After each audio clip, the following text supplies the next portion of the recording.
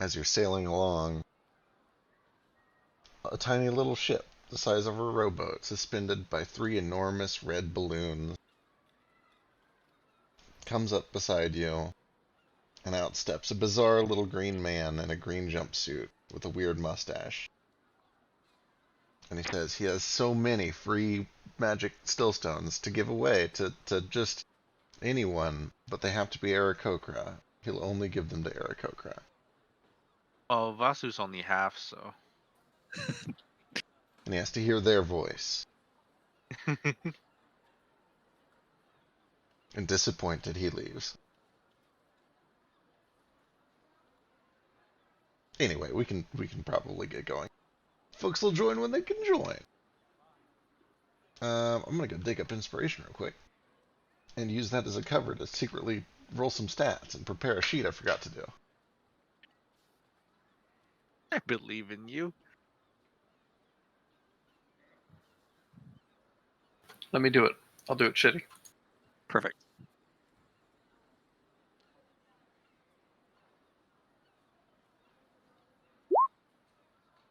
I'll do He it. did it. He did it shitty. Wow, that's remarkably boring. He said it's actually not that shitty. It's pretty shitty. It's pretty shitty. It's not great. Worst. Wow. I think that's the first time I've ever seen you roll, like, boring stats. How do you type numbers in line like that again? You guys have told me 1,000 times. Double square bracket. Double brackets? Double not square brackets. square brackets. Yeah. Oh shit, it does it even if you have spaces in there. Shit, it does it even if you have decimals in there. God damn it. I'm back. Holy Look shit. at those. What Did the that for not fuck? drop them or did it? It did. That's Wow. that's legit. What a waste. God Oh, damn. Best what stats a ever waste. rolled. Those are. Look at those wonderful stats. Imagine if Nordo had this. Are you ready to hear something? I desperately need those stats for my next character. Thack and Tough both rolled better than that. Not possible. Gods among men. I watched it. Constantly rolls like that. I watched it with my own eyes. I saw it unfold like an epic being written before me. As Tough just gracefully throws out 18, 18, 16, 14, 13, 13, or some shit like that. Is he just like a god from birth or something? Apparently. That was also Javeth. The reason we That's found every him, character he's ever played. the reason we found Tough as an orphan is because all of his clan died sacrificing their power so that he could have those stats. He was the lone survivor of a direwolf attack. He fended was the them direwolf off the as whole an time. infant. He punched them in the noggin as a babe. Sounds like the Hercules story, but with direwolves instead of snakes. It kind of does. Honestly, I'd believe it. Fucking Tough. Anyway, inspiration. Vasu, Galen, Nomad. I got to vote. I thought it was too late. Thank you, invisible friends. Mark it for Vasu. I forget what he spent it on, but I know it was dumb last week, so.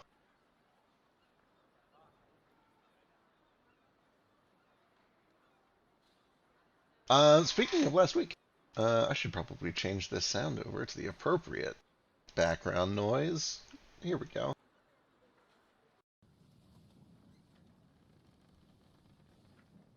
Much better. You guys were traveling.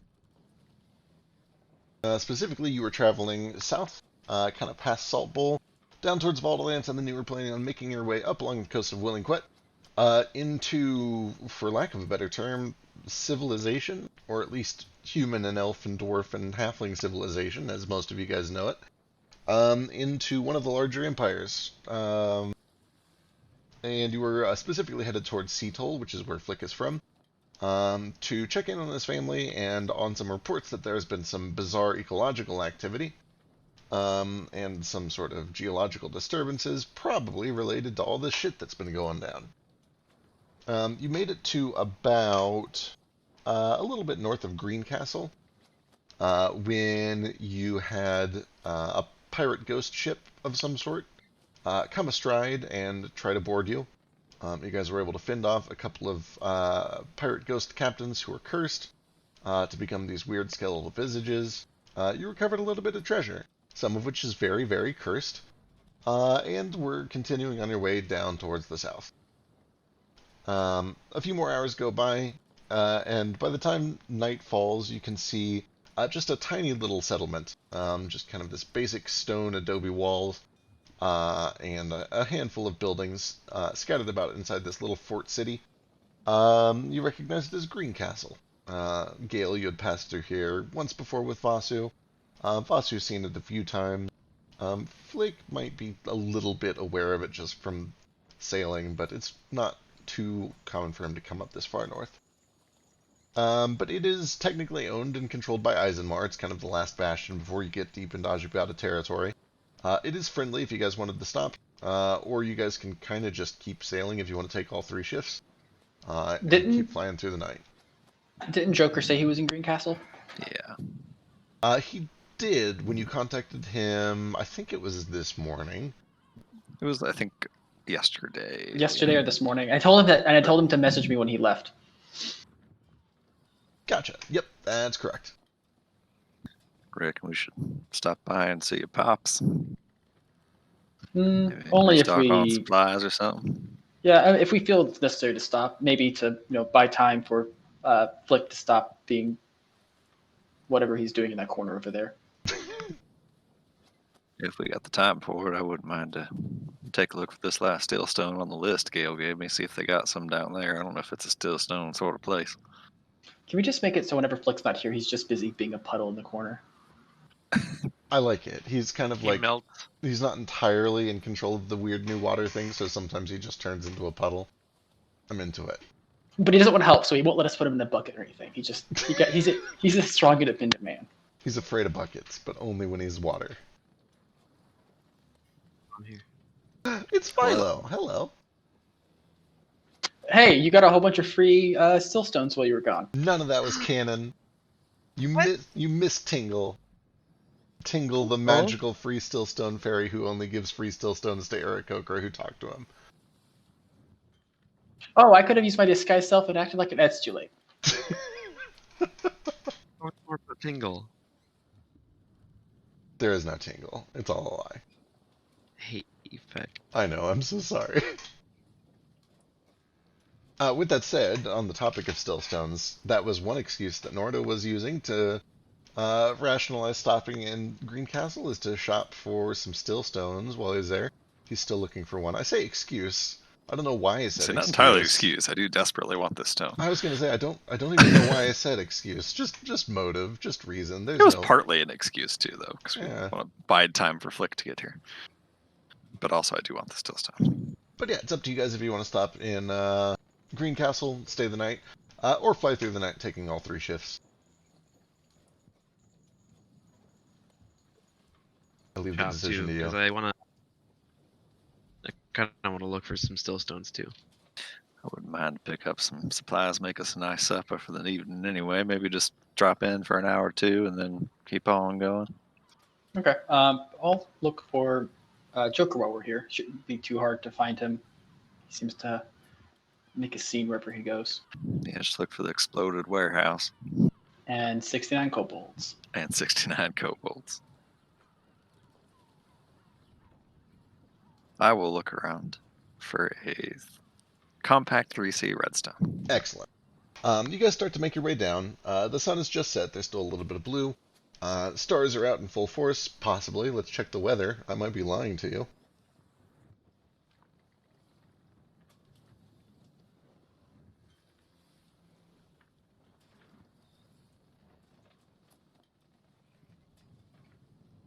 You can do it. I believe in you. I'm going to click it one more time, and it's going to go. There it goes. Yeah, there's a little bit of cloud cover, but for the most part. It's a smaller town. It's a decent population, probably in the low 5 digits.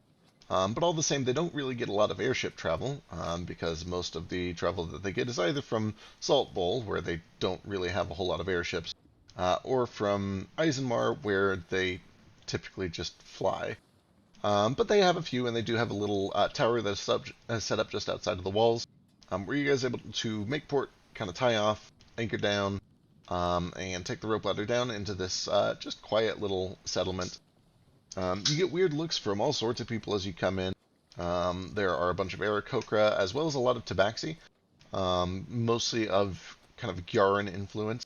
Philo, you would recognize that a lot of them kind of have these almost lion-like patterns, longer hair around the like the manes, and then Aarakocra mostly from Mizanmar in that region, and they kind of just ask a few basic questions about where you're coming from, where you're going. They're kind of relieved to see that you are, for the most part, civilized people that they would normally work with. You get a couple of weird questions about Nomad. Maybe to some extent Ace, but they're mostly okay with him. But once you They get probably through... just think I'm a child. Yeah, well, I mean, they're Aarakocra. They know what an Aarakocra child looks like. I meant more like a Kinku child. Oh, fair. Yeah, accurate. But either way, you guys get through all the paperwork, and you're able to kind of talk your way into passage into the city. They tell you to be on best behavior, not to start any fights.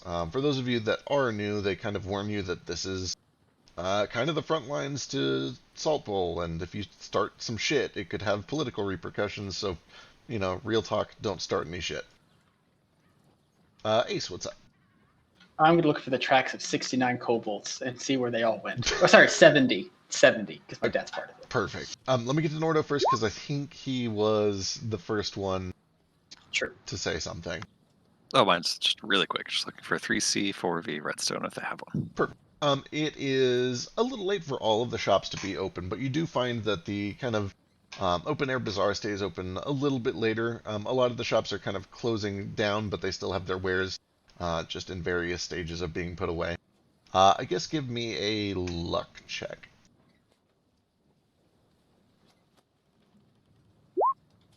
Ooh. Ooh!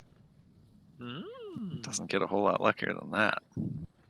Just 1 point and it'd be a nat Only 20. gets 5% luckier than that.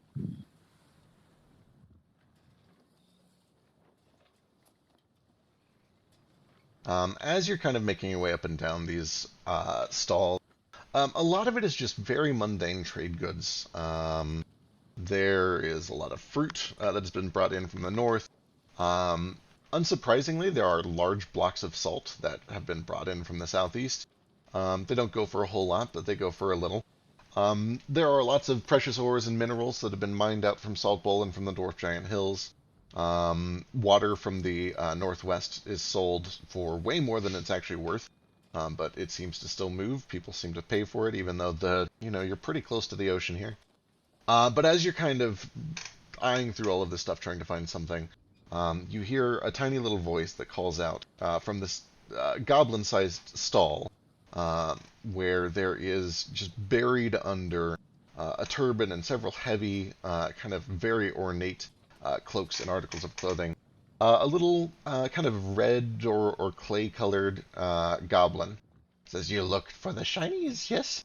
I have shinies. What kind of shinies do you need?"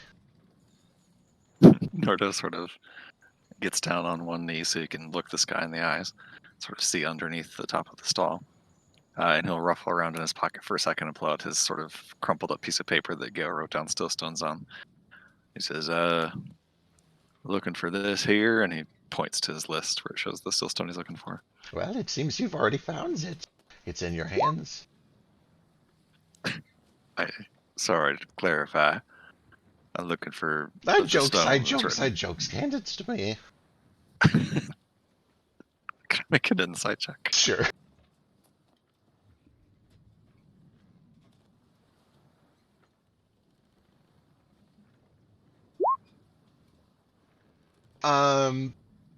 You get the, like, he reads it, and he seems to be able to read. He's literate, and he kind of, like, pushes up this tiny little pair of spectacles as he's looking it over.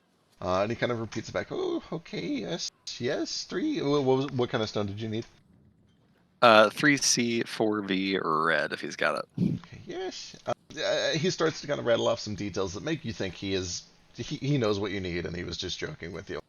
Well, that's good. And he hands back the piece of paper, and he kind of puts it gently in your palm, and then he wraps both of his hands around it and kind of pats gently in this like overly friendly, kind of weird, touchy-feely way that a lot of pushy merchants do. And then he eventually goes back behind his desk, and he jumps down off of a stool, and he begins to just kind of rummage around in this burlap sack. And the whole time he's like, yes, I have what she needs. I think I have what she needs right here. I just needs to... Where's the damn thing? And eventually, after a bunch of digging around, he pulls out a nice kind of glimmering red stone that matches what you need. Let's see. It was 3-4. Price.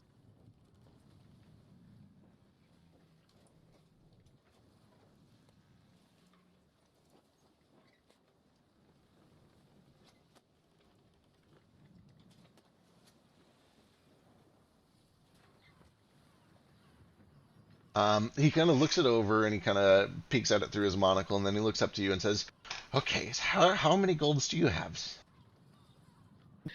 Well, on that note, I was going to see if maybe you'd be interested in a trade. And Nordo has a brown and a blue stone, both of that same size, 3C, 4V. Ooh. Says I'd be willing to trade you either one of these if you're interested.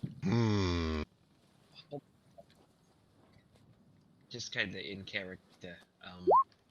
I'd imagine we're doing this kind of shopping around the same time, but it hasn't gotten to my hand raised yet.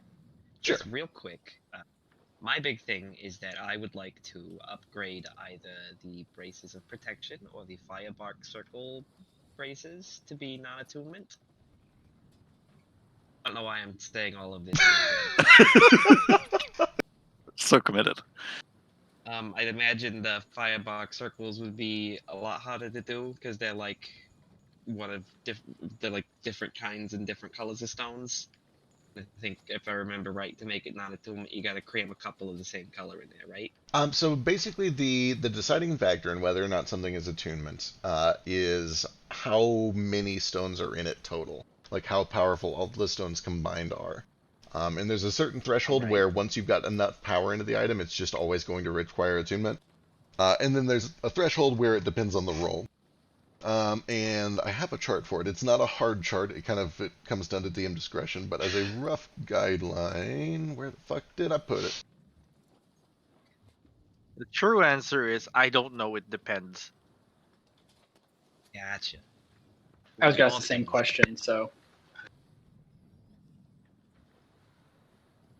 I found it. So generally speaking, if the total combined power level is 3 or less, so like if you have 3 1C stones or 1 3C stone, it's almost always not going to require attunement. But then when you get up to about 6 is where it is almost always going to require attunement. And then anything in the middle just comes down to a crafting check. Let me go see what is currently in those things. Actually, real quick, let me get a price for... Oh, wait, the trade. Give me a persuasion check, Nordo. Okay. And you can check his thing first, because I think that might be related. Like maybe he wanted one of these stones. Gotcha. Yeah, Gotcha. I figured like the Bracers of Protection are probably brown, right? Yeah, most likely. Good boy.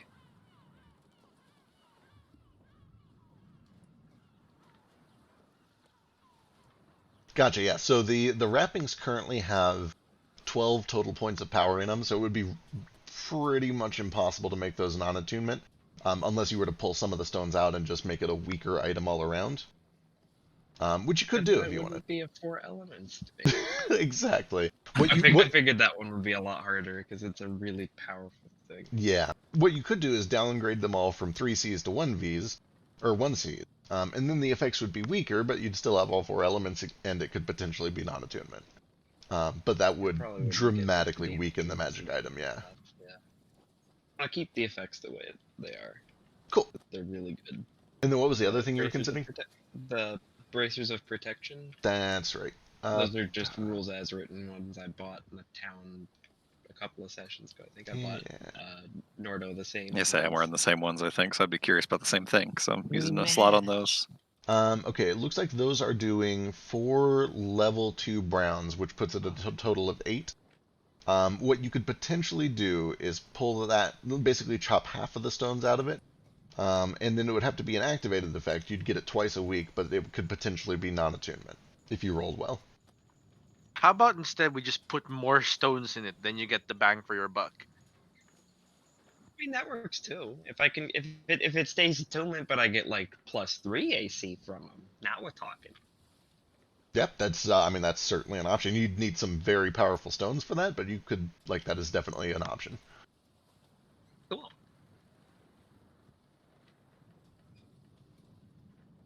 With an 8, he is willing to trade for the brown, but not for the blue.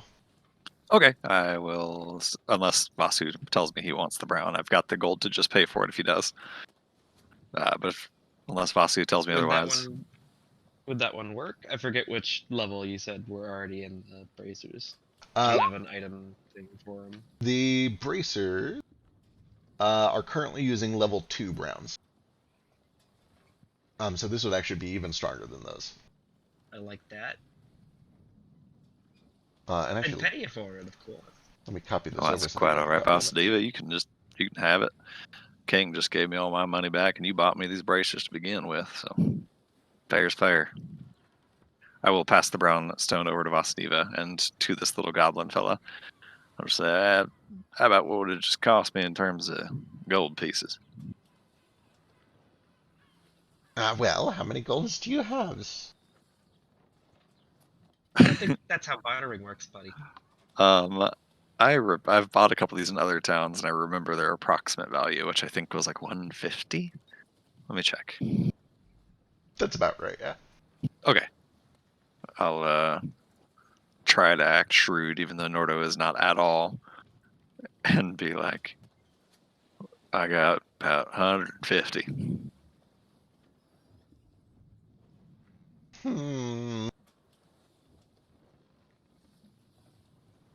Unless you actually have I think you have way more than 100. Oh no, I have significantly more than that. Okay. I shouldn't say significantly, but it's 5 times that. Sure. Noto probably like pulls out 20 platinum and then realizes he's holding too much and then puts some back in his pocket because he can't do the math. He shows this guy 200 gold and says he has 150 gold. Well, maybe you should get your friends to chip in some golds, and then we can make a deal. 170. I'll tell you what. We'll call it 175, and you have yourself a pleasant day, my friend. Oh, thank you very much, sirs. What's your name? Cecia Bellatuellum.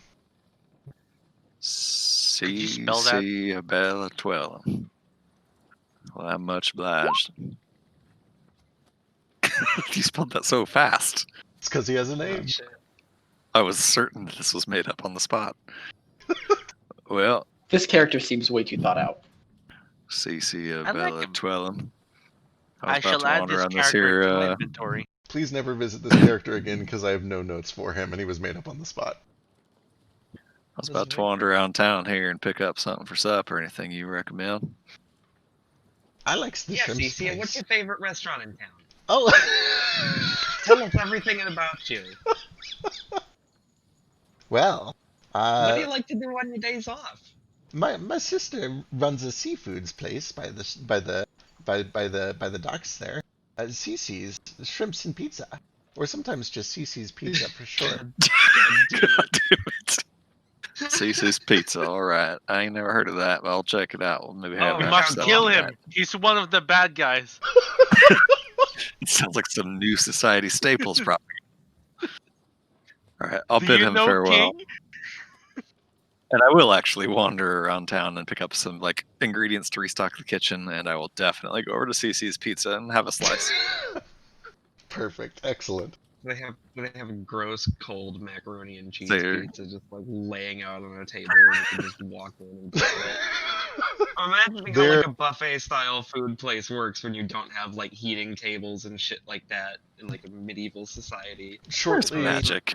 shortly after you sit down, there's a roving pack of 12-year-olds that comes in, and like Oh, they're all God. just sneezing everywhere and wiping their faces with their hands, and then they go up to the buffet. The problem we is should go. that I, Zeke, find that so gross, but Nordo doesn't care at all, and he's never had pizza before, so he's into it. It's a lot of the CC's pizza, and probably also sneezes on it. He is part of the problem. Excellent.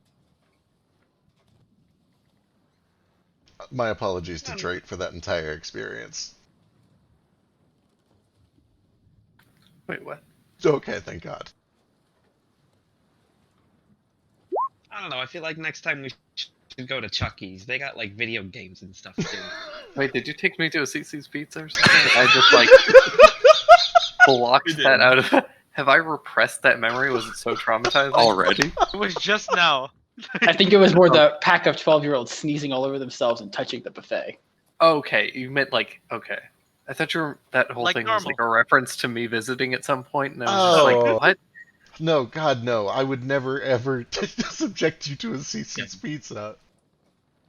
The only thing I know about CC's Pizza is that one Mabim Bam skit.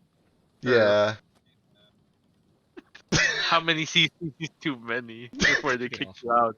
I appreciate that you're showing restraint, but what you want to say is that's not so much pizza, right? Like, oh God, I love them. I need to listen to them. It's been too long. Anyway, yeah, go ahead. If I happen to see anybody else selling any kind or size of stone at all around here, I will try to just like sell my blue stone if anyone's just buying stones. Even if I don't get a great price for it, just because the only reason I have it was to trade it for redstones. Sure. And that is another 3/4, right? Yep, 3/4 blue. I guess give me. So there's lots of people that are kind of closing up shop, but they might be potentially interested in making a deal. I guess give me a persuasion check.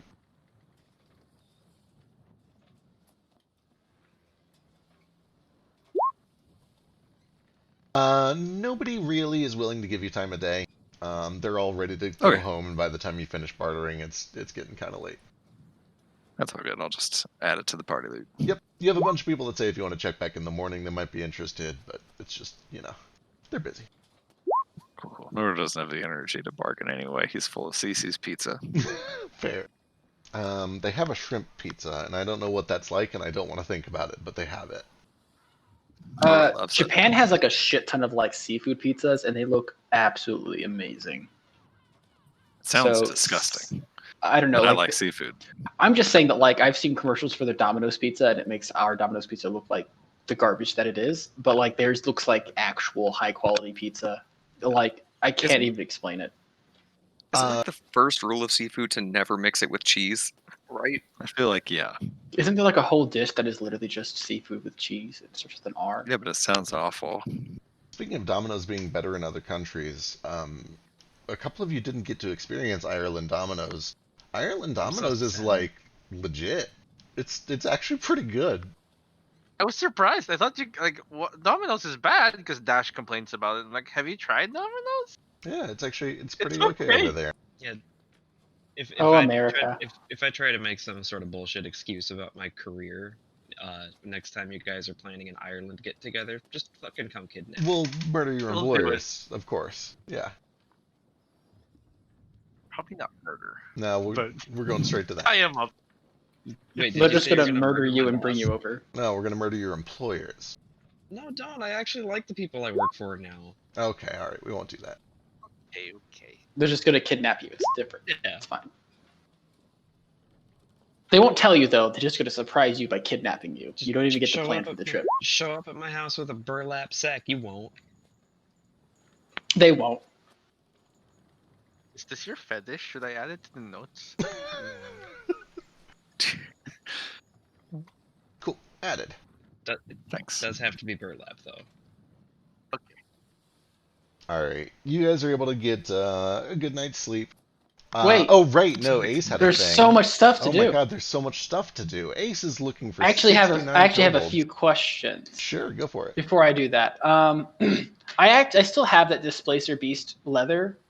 If I wanted to make that into armor or add it to my armor, would I need stones to do that, or would it just be like because it itself is magical, I could just attach it to armor? It is an inherent magical property of the item. You You're not an artificer. You could, No, but my best friend your is. best friend is. Between everybody in this party that is good at crafting, the understanding that you would get is that it is not like you don't have to put gems into it to make it work. It just works. Anything you make out of it is going to have that magical property. But it might have a reduced capacity for other stones being put in it because it is inherently magical. Would it require attunement though? Not inherently, no. That would make me happy. Okay. Maybe. Hang on. Let me Please go. say no. Let me go see what this does before I commit to that real quick. Already said It no. displaces me. Take back. I'm since assuming. it's disadvantage until you get hit, and then it resets at the start of your turn. Is that right? I think I that's don't right. know. Oh boy, what is that similar to? That is similar to what? Like the shitty Blur. dodge action? blur the spell. blur, Blur spell. blur spell, but shitty. Blur spell. A shitty blur. Blur is what, second, Well, right? Yeah. I mean, it's a shitty blur that's permanent. Right. Blur's pretty good in and of itself. Yeah. Immune to it. It's not when you fail a save, right? It's just if you get hit by an attack. It's if they hit you at disadvantage, then it stops. Yeah. The inherent magical properties of it are not strong enough to require attunement, but if you were to add even just a handful of very small stones, it would probably push it over the edge. Okay, I'm not going to add any stones. I can't afford that. Cool. And I mean by attunement slots wise. All right. So would I have to have just like literally just like make it a small cape onto my armor, or would I have to like actually have it formed into armor with like fabricate or something? Boy, that's a good question. What would stop you from literally just draping this skin over? Okay, so I mean, it's probably the size of me. yeah. That's literally what the cloak does. I'll make a ghillie suit out of it. Imagine just sneaking around with the blanket. I don't think you're allowed to say ghillie around here. Why not? Fuck Gilly. Gilly is a terrible little gremlin who, on fucking session 1 of our Sunday campaign, I called being a terrible little gremlin. Spoilers, by the way, if you go watch the Sunday campaign, but fuck Gilly. Fuck Gilly. Drake told me about Gilly after running you guys this first session. I have not heard about this. God Please inform damn me. it. Gilly is a terrible little gremlin child who's an asshole, and he was a jerk to me on session 1, and I'm like, you know what, guys?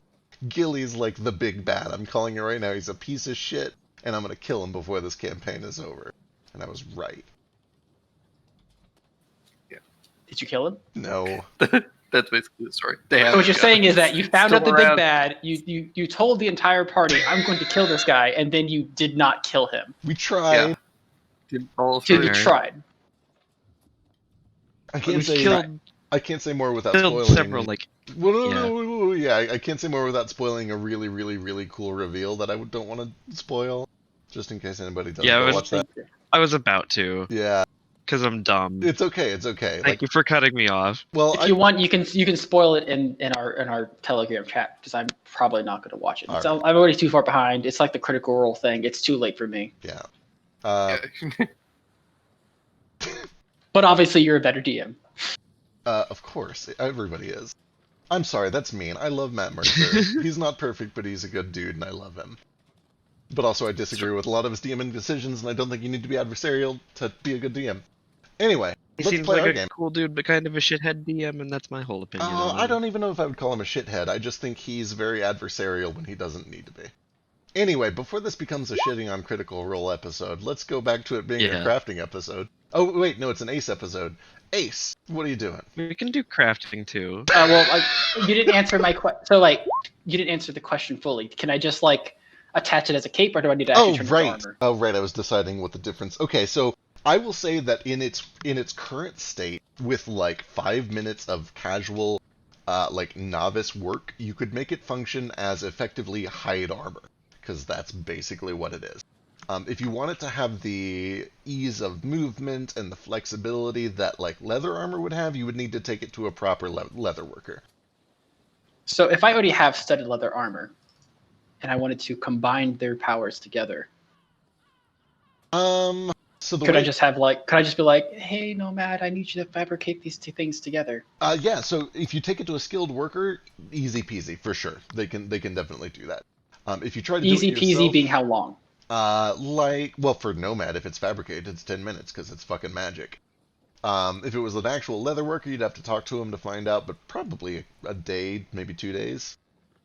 I don't have time for that. Oh, okay. Do we have time? Like, how Nomad, long will we stay Nomad, here? how much magic do you have? Adequate. Adequate enough that you're willing to risk this? And I like just pull out with no context, I just pulled out the piece of leather. You will have to explain risk. Will it explode? Will it eat me? It's possible. I don't think so, but I'm not an expert. I meant just like here, and I pull out my other armor. Can you combine these together into one amazing piece of armor? Oh, that will be simple. Magic. Do you have enough magic to spare? I do. We have had quite a few rests, and it is actually very pleasant. I feel nice for the first time in a while. Good. Also, for the record, since I've been wearing the Arcturus armor, I'm just always walking as a normal height person. Excellent. I am no longer short. It's soon to be over. You've been spider walking all over the place. I am proud of you. What? Doesn't Arcturus armor have like spider arms? That's why No, you- it just makes me taller. It's like Iron Man suit. It's Yeah. Oh, it's kind And- of yeah, It's It's like the Iron electricity. Spider. yeah. It's in my loot if you look at it. It's kind of like Dr. Ock's thing, but yeah, like that's what I mean. Like, yeah, It's the Iron Spider suit. yeah. it's pretty cool. It's my mecha. Anyway, yeah. If you want to use fabricate, then do you have proficiency with leatherworking? I do now. Or are you popping channel divinity? Okay, excellent. God, fucking Nomad. What a great character. Expertise, even. Yeah. Fuck. Suck it, bitch. This isn't even some homebrew thing that I fucked myself with. Like, this is just how the default thing works. Thanks, wizards. It's actually pretty fucking cool. I'm envious. I'm angry out of envy, not out of spite. Yeah, I guess go ahead and give me a leatherworking check to see how fucking cool it is. It's gonna be fucking awesome, no matter what. But We'll find out. is it 20 awesome or is it 30 awesome? Can it Is be this 5,000? Who knows? I could roll very low. It's over 9,000. It's 23. I Yeah. rolled very low. Still very suitable. You're able to kind of take what is already there. You are able to kind of undo the outer layer of the existing leather so that this doesn't become too bulky and heavy and overweight and hard to move around in, especially for somebody as small as Ace. And kind of supplant it with the Displacer Beast leather. And when it's all said and done, was there any magic in that already, Ace, or is it just a mundane suit? Nope, it's just Mundane. mundane armor. Alright, well now it is mundane Displacer Beast armor. It does exactly what the mundane armor would do, except you also have the displacement effect, which basically means that at the start of your turn, it sets up the displacement if it's been knocked down, and until you get hit, everybody has disadvantage on you. I added little hoodie because I know you like the dark. I can be edgy. Spider I'm the Woman. edgelord of this campaign, guys. Who is the edgelord of this campaign? Do we I have don't know. Flick? Probably. It's Flick. definitely, it's Yeah, definitely. Flick. Well, it's Flick and Nomad. No, they're just different types of edgelords. No. Flick's the edgelord who doesn't talk. Nomad's the edgelord who's just really creepy. Is Nomad the edgelord or is he the comic relief? Because I'm confused. Yeah, I I don't think think about it. relief. Edgelord. Can it be he's- both? yeah. He's comically edgy. Nomad's comic relief. Flick is definitely our Strider. Like he's our Aragorn. Yeah. Ah, God, I don't Now know. we got to rate everyone. Ace is Frodo. Is it because I'm small? I'm definitely Sam. Yeah, Naruto's Sam. Can I be like Pippin or Mary? I can be really stupid. Ace could Moat be- is obviously Pippin. Yeah. True. Yeah, that's that sounds true. right. I better not be Smeagol. Fool of a turtle. You're not You're Smeagol. Legolas. You're very You're obviously Legolas. Right. Fuck off! It's just true. How You're dare you Orlando make Bloom. me the elf? Okay, so Frodo is Nordo, or maybe he's I've and got Sam Sam. is Mode. Yeah. Sam can cook. Sam It's, is Who is Yule it's though? true. That's the real question. Is Yule Sauron. Gandalf? Is she Yule- Gandalf? Yule's clearly Gimli. Sauron. Tom Bombadil? Can they just be what's Frodo's grandfather's name or uncle's name? Bilbo. She can just be Bilbo because she just vanishes after the beginning of the session and is super old and clearly killed the dragon.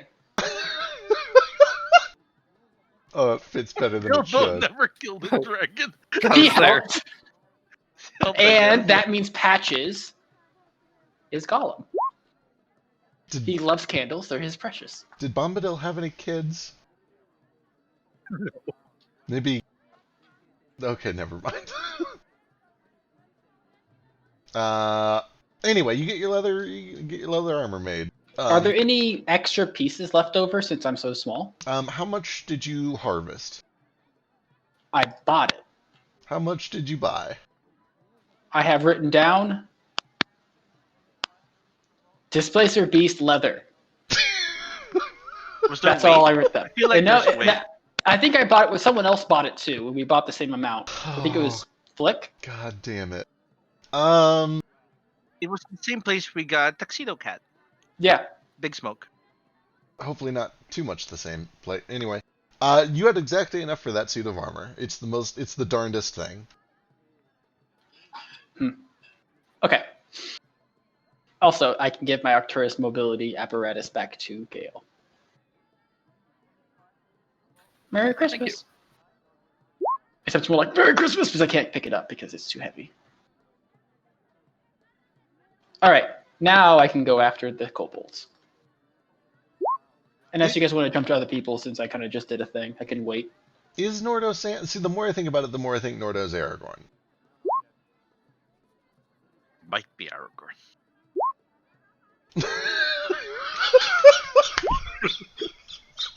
You're right. The extremely racist tiny person. You might be right, actually. Which one's Aragorn again? The Aragorn. The hot Aragorn. one. Okay, now I'm imagining a tragic but also very comradic. Is that a word? Moment Whatever. of camaraderie. Yeah, whatever the adjective form of that is. Yeah, I'm imagining Yule and Vasu back to back fighting off a horde of enemies to the death. And Yule's like, "Oh, I never thought I'd fight with a cat before." String chaser. However that String line chaser. goes. String chaser. String chaser, yeah. Christ. I'm like, I'm not actually a cat. I'm only a half a cat. But I'm all your friend. I forget how the line goes. What about a friend? I think it's like, what about a friend? Yeah, I feel like you would Yeah. definitely be more of a Gimli. Yule's definitely Gimli. I guess she is racist. I don't want to be Legolas though. But you're also angry and you also are very loud, so that's why I'm thinking Gimli. But Orlando Bloom's hot. He is, but he's an elf. Can I take a caveat? Instead of Legolas, can I just be Orlando? Just be Sean Bean. Bloom? Just be Sean Bean. Or Sean Penn? Boromir. Sean Bean? But he Boromir dies. died. Be Boromir. Yeah, you've died before. I've had several near-death experiences. If you start calling me Sean Bean, I'm definitely gonna die. That's gonna curse me. Classic Sean Bean.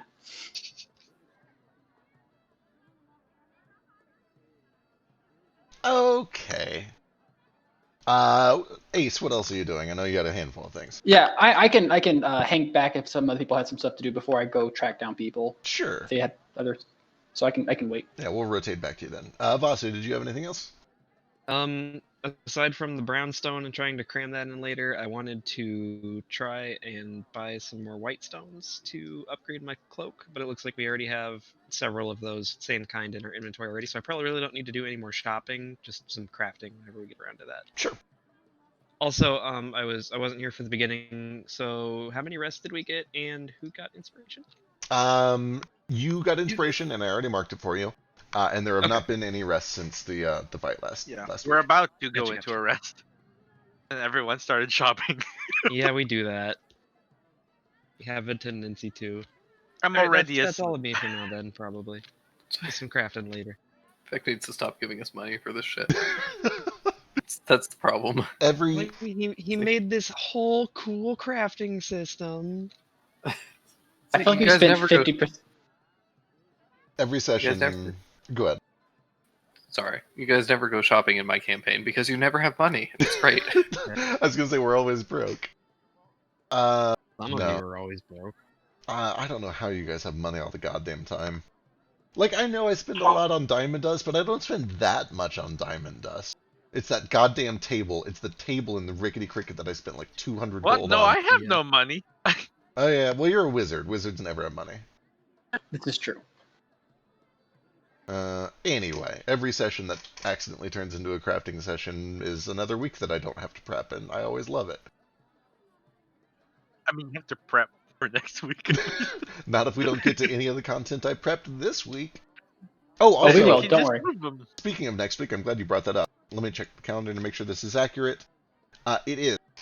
Next week, I have jury duty. I won't know Oh. until literally the morning of whether or not I have to go or not. And frankly, I could probably just use an extra week to prep, so I'm probably planning on taking next week off.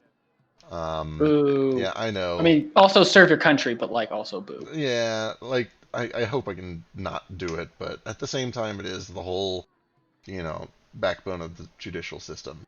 I Anyway. had jury duty once, but it was like the weekend of a convention, and I already bought my ticket in the hotel, so I'm like, yeah. Yeah, fuck that. Anyway, that's it for Vasu. Jumping over to Nomad. What's up? Yes, I merely wanted to ask a question that I forgot now after everyone talked so much about crafting. Well, It was a simple question oh, too. was it? Were you going to ask about Seattle and their economic state? Because I remember that from That- earlier. That yes, but also I was simply going to ask, what do you mean the front lines of Salt Bowl? What's going on? Is there a war that I wasn't aware of for Gotcha. some reason? Vasu would just kind of passively know that. Do you want to ask him, or do you want to like ask around town? The guard said they were the front lines, so I'm asking the guard. Gotcha. They were his words. I'm like, explain. Or are you calling yourself a soldier and you're not? He kind of looks at you real funny. I mean, Don't mention that part. You know. Are you? Are you saying I'm not a soldier? So he kind of looks to the guy next to him and then back to you. I've been fighting undead for 10 years. If that doesn't make me a soldier, I don't know what does. But yes, A guard, I suppose. Well, You see, soldiers fight wars. There's a distinct difference. give me a persuasion check at disadvantage. Give it an offensive check at this. Right? Like this is just. Does he even bother continuing this conversation? He's like God. not even. He's just stating the obvious. Like he's just correcting the. He is just overwhelmed by this like need to make you understand where he's coming from. Okay. So he takes the time to explain that there have been long-standing hostilities between our people up north, to the northeast in Gyara, and also far up north in Eisenmark, and the people down south. And also undead. And also undead further to the east across the mountain range. Gyara tends to fight the undead, while Eisenmar sets up Greencastle here to prevent incursions from Salt Bowl. There are the Cyclops and the Giants and the mountains to the east, and they like to push north sometimes. Not to mention all of the kobolds and goblins and orc folk, who would be very happy to take some of our land if we were to give an inch. This serves to stand as a wall between the two. A peaceful border, or at least it has been for the past 8 or 9 years on and off. Thank you for your explanation. I give him 10 silver. Wow, Jesus. Gold piece. It Here's looks. $80. Thank you for the information. Yeah. He'll take it. No, he just drifts by.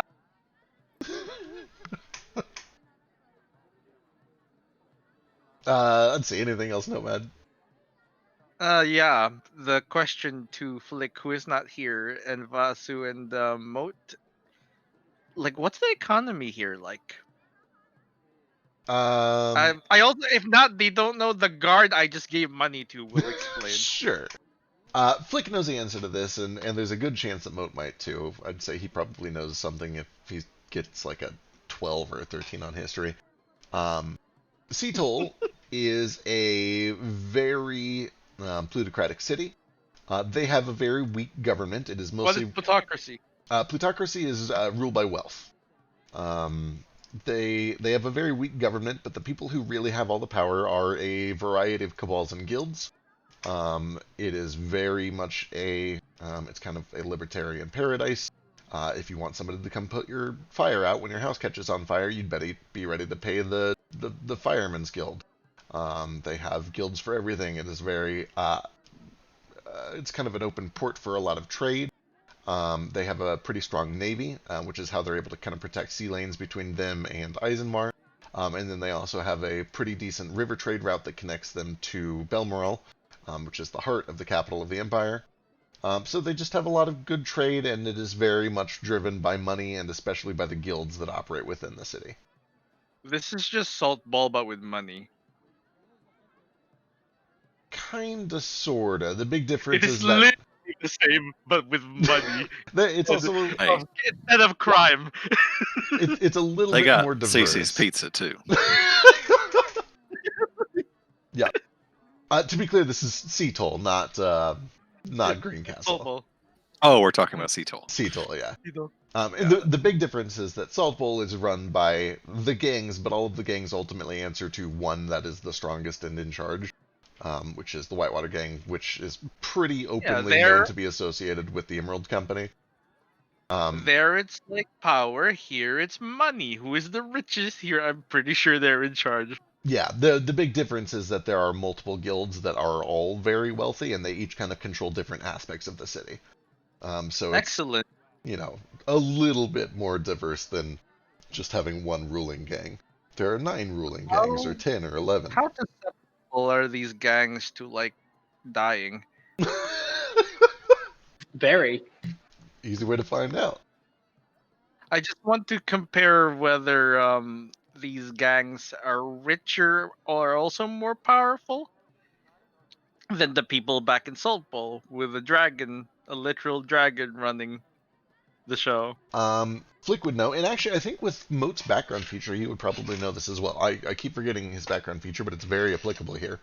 What is this? There are a handful of mercenary and adventuring guilds within Seattle, and they literally sell muscle for hire. So a lot of the other guilds that don't specialize in military will hire protection from the adventuring guilds and the mercenary companies. So if there is a threat and they think that they are under some sort of threat of being assassinated or something, then they'll hire personal bodyguards from one of the other guilds.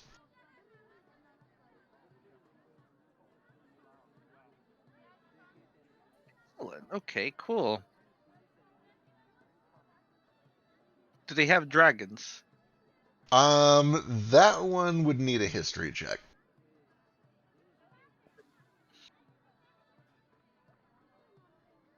And I'll roll for Flick and see what he knows. Could I also make a history check for this city? Sure. Where there's wealth, there must be dragons, right? Or is that racist? Maybe a little. I know every dragon has a different idea of what wealth is and what they collect. Nice, Flick. And he's not proficient, so it's a 23. Find out in Wild Tales. Right? Oh shit, I need to get to that. I think I'm up. I think it's still on Neo. No, he sent Nah, me something. Oh shit. So I think it's me. Holy shit, natural 20 for 23. Flick would know that there are occasionally rumors of dragons that visit the city. And there is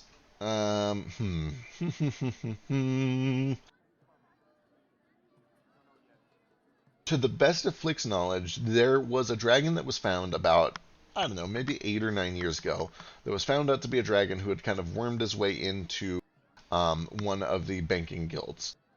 But he was discovered to be a dragon and was promptly and summarily executed because within the entire continent of Willinquet, there is very, very, very strong anti-dragon sentiment. Because Dragons are banned. Yeah, because of the war with the place Corax. who's Corax, to the west. Where you'll see killed all those dragons. Where you'll see killed 17 dragons. Did we ever insight her on that? Yep, sure did. I think we did actually. A whole bunch. I think like 3 of you did. It was so long ago. She for real killed some dragons. I mean, I believe it, but All right. Can I? Are we? Berman, did you have any more things you wanted to do? Sorry. Yeah, anything else, Nomad? I think those are all the questions I had. Like tomorrow is shopping day. Alright, then let's jump back over to Ace. What are you up to next, Ace? Yeah. Sorry. Also, sorry, Nomad. Because that was really aggressive. I just started talking and then realized it was still your turn. I'm going to track down all those kobolds the old-fashioned way. Okay. And then after I fail, I'll ask someone. Alright, go ahead and give me survival and or investigation. Oh! Investigation. I'm doing that, and I get advantage because they're humanoids. You sure do. That is a shit roll. I have a plus 12 to this. That is a shit roll. That is so sad. It's okay. I plan to fail this anyways.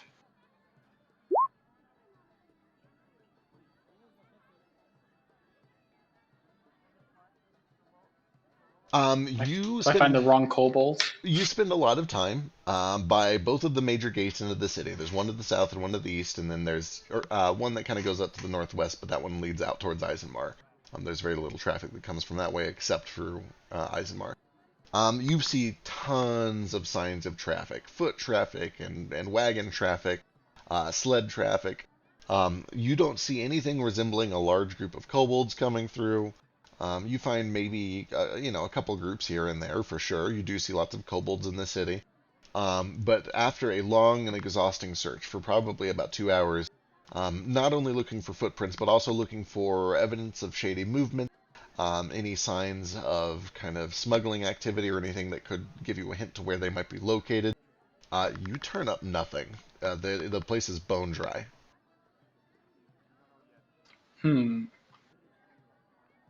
This is Green Castle, right? Not Seattle. Are they the same place? No, you're No, in we're Green still Castle. Green Castle. All right. So instead of asking someone, I'm just gonna pull up my card and be like, "Joker, this is Ace. Where are you? I'm in Green Castle." Why are you in Green Castle? We're Passing through. understood. We're about a mile north of it. We're camped out. I don't know if I was supposed to tell you that actually, but like, we're okay. All right. I just had something I wanted to give you. How long would it take me to go a mile out of town? I mean, running like 15 minutes. Flying, if you have some way to fly, less. What if I like run with my wings flapping? What's your athletics? What if I did it acrobatic? What's your athletics? Negative, passive, or just my total? Just what's your modifier? -3. You reckon you could probably get there in 20, 25 minutes? Yeah. Do you do it? No, I'm not just gonna run off. What did he say last? After a long silence, he eventually responds like, "Is it something important?" Well, not necessarily.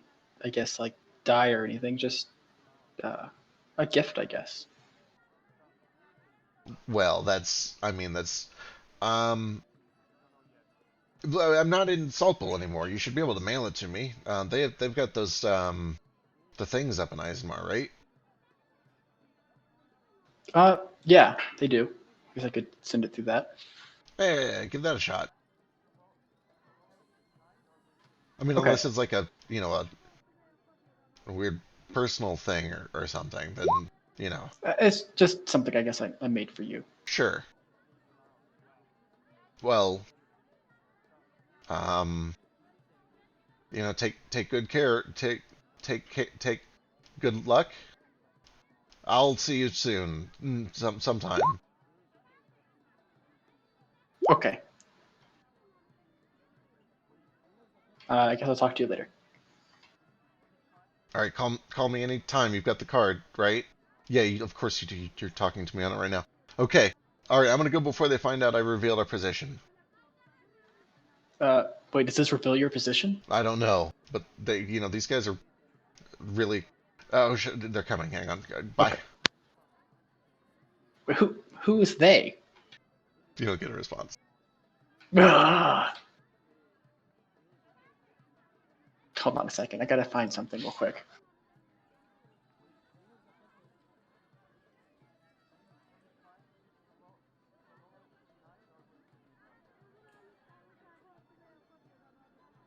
Never mind, I'm not going to find it. It was a video of BMO screaming warning or danger. Where is my nearest ally? That's kind of up to you. Or guys. is Nomad just hanging with me? I'm hanging with you if you're gonna leave the ship. Nomad, there's possible danger. Or possibly not danger. It's really hard to say. Nearby? With Joker. Oh, A mile away. That way.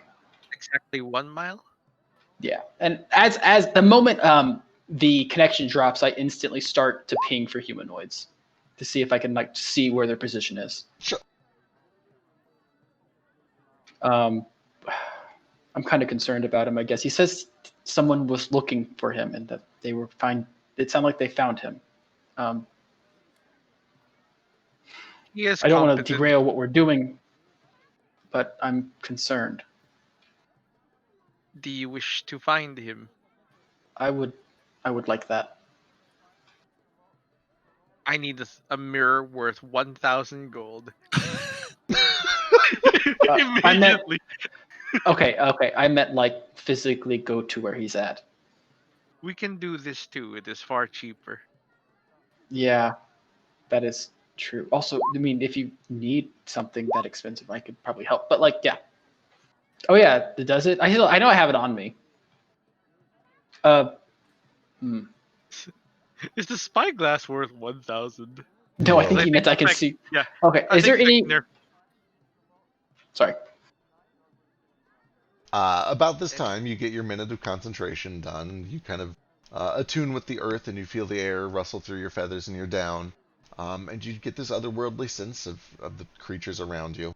And you do sense that, in addition to the low 5-digit population of this city, and a couple of stragglers on the outside, and a few approaching from the south, as well as some very distant aberrations, almost at the border of your 5 miles to the west at the sea.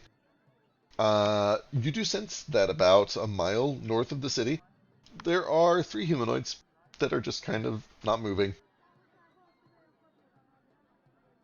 And I don't sense the 70 kobolds. Nope, no sign of them. Did he lie to me? Or maybe they're just dead.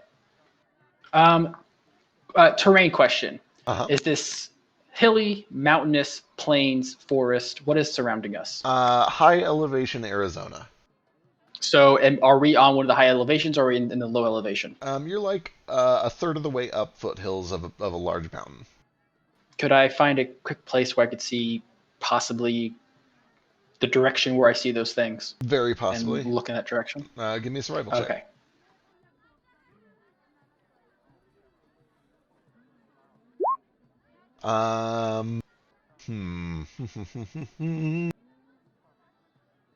Basso!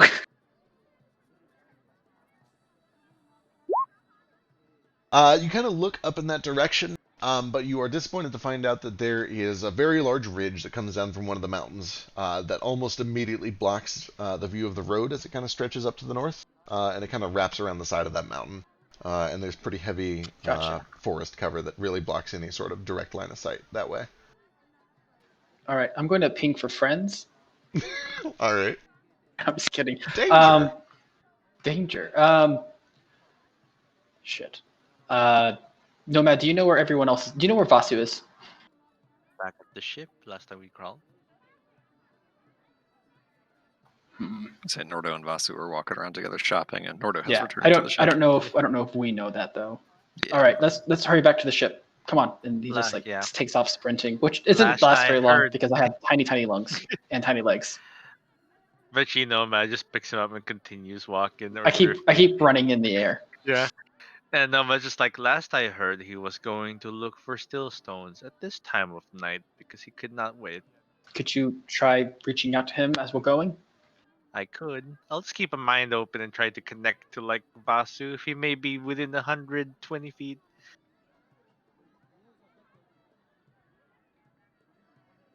At any point.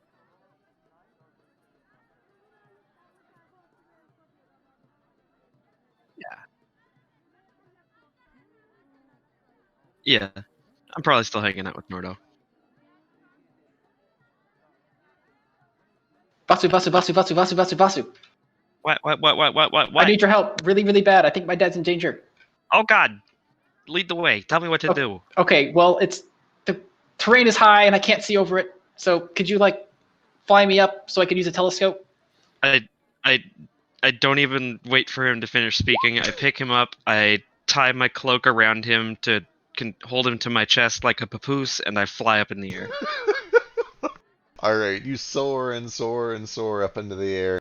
And I think we've established that you can go a pretty decent height before you have issues with breathing and cold and stuff like that. At least enough to clear kind of a bit of mountain cover. I pull out one of my bladders full of air to breathe when I get high. Excellent. Okay. And I pull out the spyglass. Yeah, this is a cool plan. Go ahead and give me a new survival check with advantage. Actually, let's not even call it survive it. Let's just call it perception, yeah. I forget, does the spyglass give us anything special, like advantage or anything? I think it's probably advantage, so you've got lots of advantage.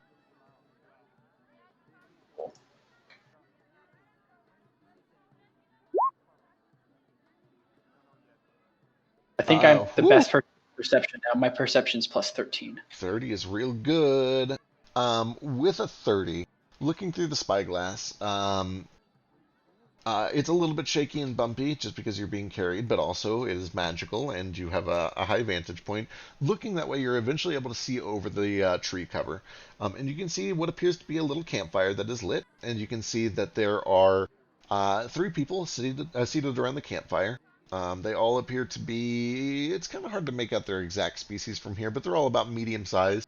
You imagine probably somewhere in the ballpark of humans. Too tall to be dwarves, too short to be Goliaths. And you can see that they have about 4 horses, a whole bunch of cattle, probably about 14 to 20 cattle, and a couple of covered wagons. And they've got a campfire that's set up next to a little bit of brush and a small kind of patch of woods. And you watch for a minute, and with a 30, there's a point where you watch as somebody just seems to kind of appear almost out of nowhere. It's almost like they're stepping out of a tent that is made of like invisible cloak material. You see a hand poke out of nowhere, and then it kind of pulls back this invisible curtain, and a little head sticks out, and it says something. And then real quick, one of the people by the campfire like yells something over, and you see that person retreat back and disappear into nothing.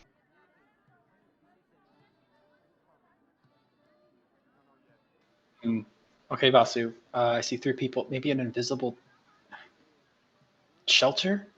A tent, maybe? Looks like someone poked their head out. Got screamed at. You said a little head. Did it seem like the head of a small, medium or a small creature? Or can I tell? With the 30, it definitely looks smaller. Probably kobold. Shit. All right. With the 30, it also, like, they didn't brandish weapons or anything. Like, they just kind of yelled at them. Like, motioned quickly to go back into wherever they came from. How high up are they? Vasu and Ace are probably about, I don't know, 4,000 feet up. Pretty high. They're pretty high. I'll keep an eye up at the tiny speck up there, just in case one of them falls. 4,000 is a lot. They're probably 2,000 feet up. Okay. Right. A lot. Okay, Vasu. I'm gonna get real with you. I'm freaking out. I mean, that's kind of understandable. 17, 8. How old am I? 19? I don't even know how old I am anymore. I'm so razzled. It took me this long to find him. I don't want to lose him, but like, It's just strange that in that small minute, all the kobolds would disappear. I don't want to rush over there and it just be a false alarm. Mostly because I don't want to. I don't know. What if he was lying about where he was? It's a lot to consider, but you're right in that I don't think you should rush into any of those considerations without considering them a little bit more. Why don't we send someone a little more quiet than the two of us to check things out? I'm pretty sure that I'm the quietest one here. I mean, that's true, but you also can't fly. Hey, Shu. Shu? Shu, go ahead. Go ahead over there and scout for us. Tell me what you see. All right. Shu begins to flitter off towards the campfire that you pointed out. After 120 feet or so, you lose the connection, but Shu continues on his path over to do the scouting.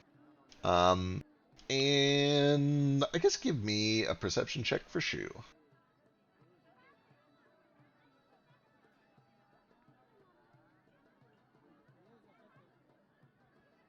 Gotta open a whole nother character sheet.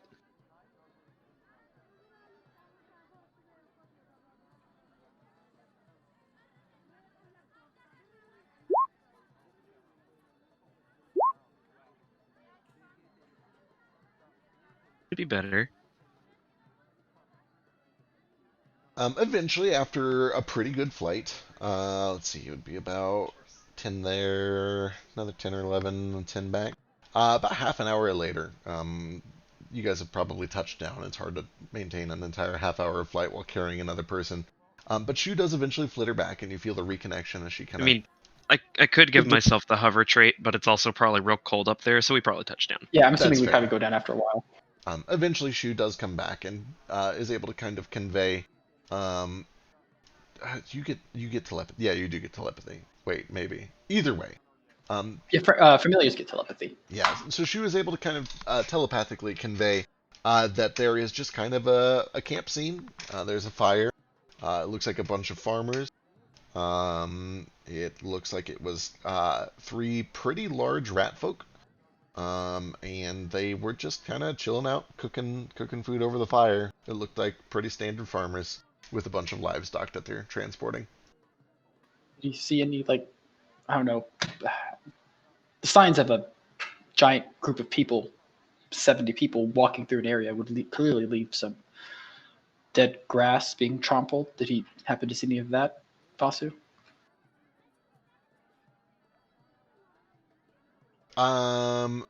Give me a luck check, Vasu.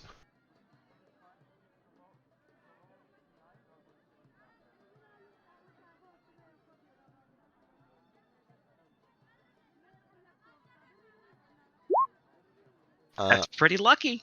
Nothing like that. But Shu did notice as they were kind of like poking through some of the covered wagons.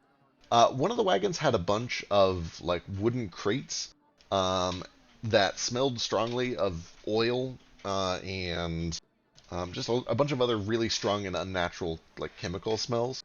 And then there was like a big store supply of food in another one of the covered wagons. And not like livestock food, but like dried jerky and rations and like people food. And a lot of it, like a lot of people food. So hold you on. guys have touched down now and told us what's going on. Like it's Hold on. probably more safe to assume that that's more than 3 farmers would need. Yeah. Hold on. I think I may have jumped to a conclusion. I was about to If say, you I don't need to remember tell you business. correctly, Joker said that he had a way to get himself smuggled out. Perhaps these are the smugglers. Yeah, that's that's what Nordo was saying up earlier. Okay. Sorry, I guess I jumped to conclusions. He made it sound like he was in danger. I'm sorry, guys. No, it's understandable. It's your family. It's easy to worry about them. It's a valid concern, and we're happy to help you with it, man. Don't Absolutely. get You your want to feathers ruffled about go? worrying about your family. You want to go check it out? I'll go with you, little orc, if you want to be sure. Maybe just sneak over. I don't really. If they're obviously are embezzling them, they're probably being paid to protect them. I don't want to get into a fight if it's Start a supposed to do. scuffle But over nothing. if I can get close enough, and if they do have, I mean, it sounds like I can't sense them. So whatever that tent is either extra dimensional But or if they're something. smugglers, maybe they got some sort of magic cart keeps things hidden from that sort of magic. Maybe. But if it is, I mean, it would be divination magic, right? Right, You Nomad? wanna- That divination magic that would be seeing. Would I mean, I've divination got- magic affect my ranger?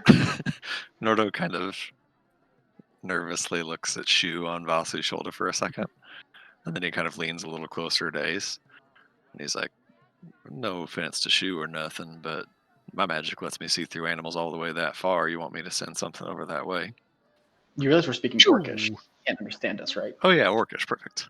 Shu gets all puffy and flexes her wings out and like he can hops tell. over onto your shoulder like square up, bitch. If I get close enough with the monocle, I get true sight. It doesn't cost you anything to do your ability, does it, Nomad? Nordo? No, not at all. Just gotta find me some sort of bird or squirrel or something that'll run out that way. How far? I'll, Based on like me using this telescope and my ranger ping, how far away does it actually? Is it like seem like it's a mile away? It's like a little over a mile, like 1.1 miles. I'll go ahead and take like a walk towards the like walls of the city outside of it, even if I can, and just look for some sort of small critter, some sort of rabbit or squirrel or something along those lines. I mean, no, Nordo, if you want, we could just you and I could get closer, just take a peek. I mean, I get the feeling that he's not in danger. He didn't really say help or anything. He was just like, "Oh no, they're coming. They're going to know that I'm talking to someone." So it makes it sound more like he may not be the only person being smuggled and was probably getting in trouble for putting everyone else in danger, maybe.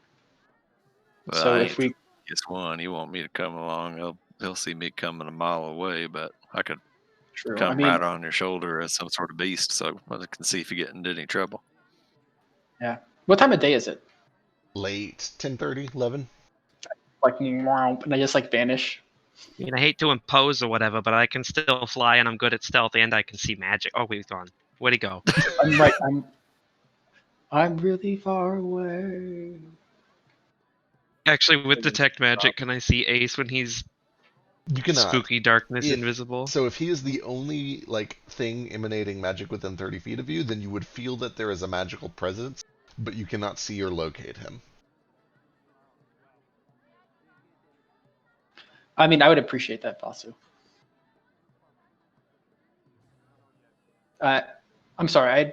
I know it's probably Jason. I understand that, but I want to be sure. Leave is with No, I his get own it, eyes. but you owe me a favor later. Not doing you the favor? I do not understand this. I'm talking to Ace. No, but Yeah. that's what I mean. He owes you a favor for you not doing him a favor? How am I not doing him a favor? I'm going over there with him. If he flies over there with me and tries not to get caught, I'm going to owe him a favor. Like when you say a favor, but like what degree? Like killing someone, Oh, going no, with you on an event. I just need you to help me write some shit down. You don't need a favor to ask me to do that. We're friends.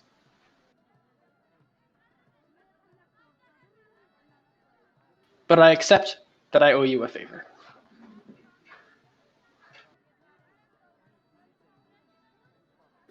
What we can talk about the semantics of what you need written down later.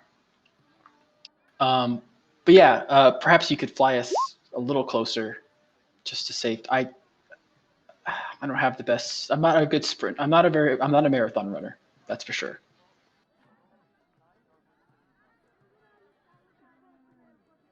All right. So the two of you gonna fly over? Yeah, I appear visible until we get closer, so he doesn't just drop me on accident, I guess. Sure. All right. Let me get stealth checks from both of you. I assume we're going to fly probably like 500 feet away and then land. Seems reasonable. So would my stealth be like after that or before that? Probably after that. So you have an advantage if you're invisible.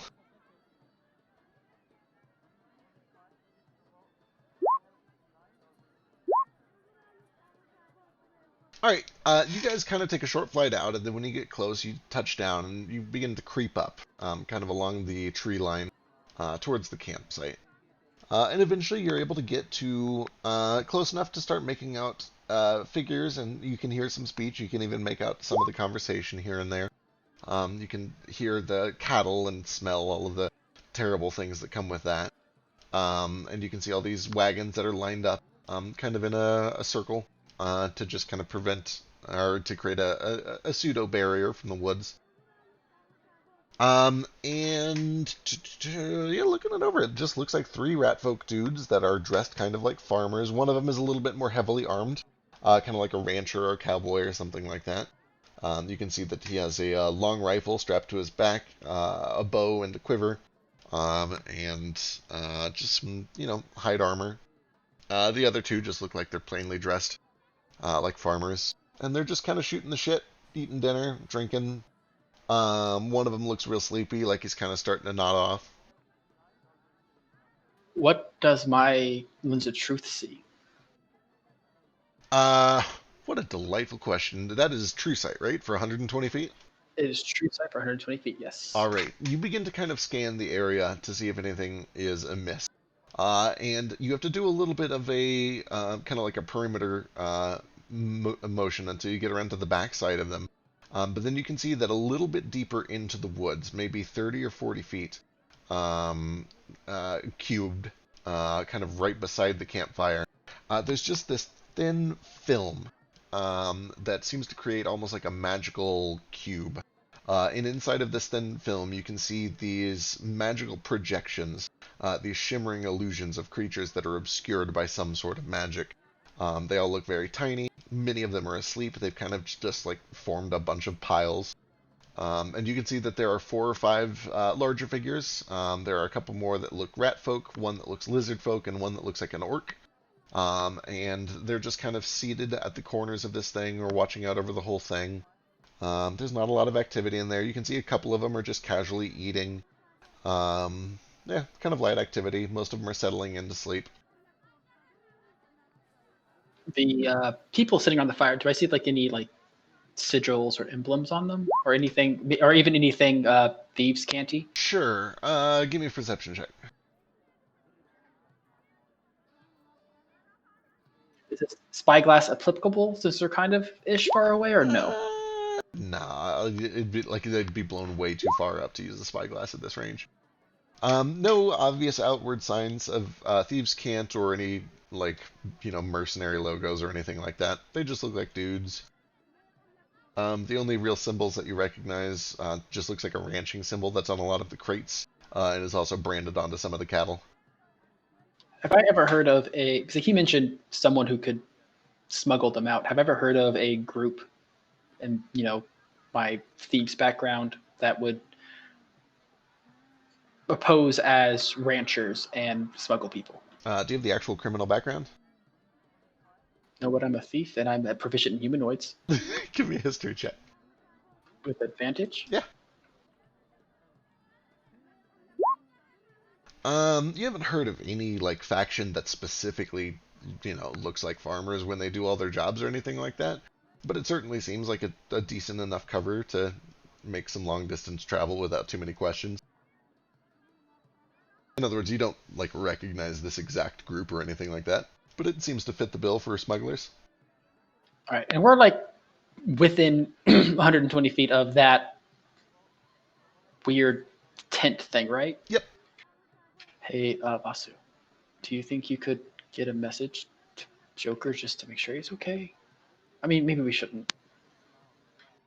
I don't know if that would be... No, it's a spell, so maybe it would be too loud.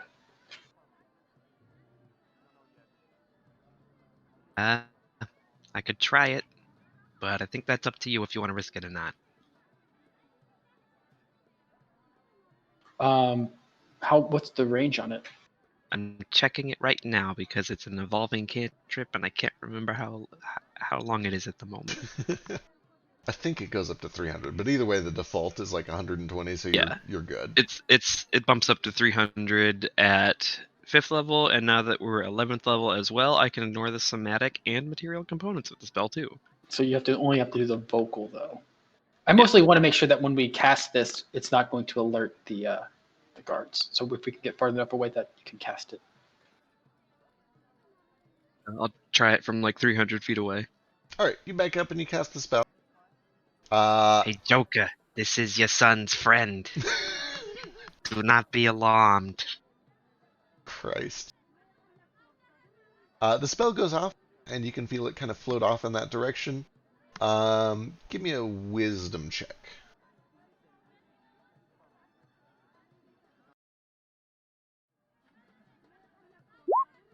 You don't get a response. If I rub his temples, does he get advantage on it? Okay, I'm assuming that it's a separate dimension and maybe it won't go through it. I think it should be fine. I feel like he would have said he was in danger if he was. Sorry for wasting your time, Vasu. Like, no problem at all. Without too much trouble, you guys are able to kind of retreat and meet back up with the group in Green Castle. Sorry, Nordar Nomad. I didn't mean to cause an alarm. I don't think it was really anything. No need to apologize. The Lord can't be too careful. Dangerous world out there. Yeah. Then we need to buy Shoot time for up Flick the to squirrel. stop being a puddle. Yeah, but it's also been 2 weeks since I've got to fight anything. I'd really like to put my axe in something. I can stand 600 feet away and shoot you if it helps. I'm pretty sure that would just kill me on the spot. Fighting and being. You could catch my arrows. Good catch your arrows. We could catch. Why don't we ever do this? On the subject of all that, though, I'd like to get back to the ship and find Little Dragon. I got some chores to give him. Make sure that you're not taking advantage of his kindness. Oh, I surely hope not. He always seems happy enough to work on my stuff for me. People He gave me this can book. seem happy to do stuff for their friends, but doesn't necessarily mean that it's. They want make sure he knows that you appreciate him at the very least. I'll be sure of it. Thank you, Lord. All right, easy enough to read. Toto starts yelling danger for no reason around Gale. He knows. You can sense it. They want I have to go. crafting.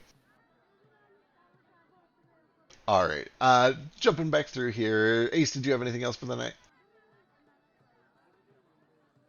I had like one more thing I kind of wanted to ask, but it's kind of so we have that the dagger of the Dragon Feast. That is not attunement to get a +1. Does anyone want to just hold on to this item to get a +1? If not, it would be a good backup if something gets close to me. I wouldn't be able to attune to it, and obviously whoever wanted to attune to it to get crazy attacks on dragons should. Yeah, I think Gale was holding on to them because of dragons. That makes 100% sense.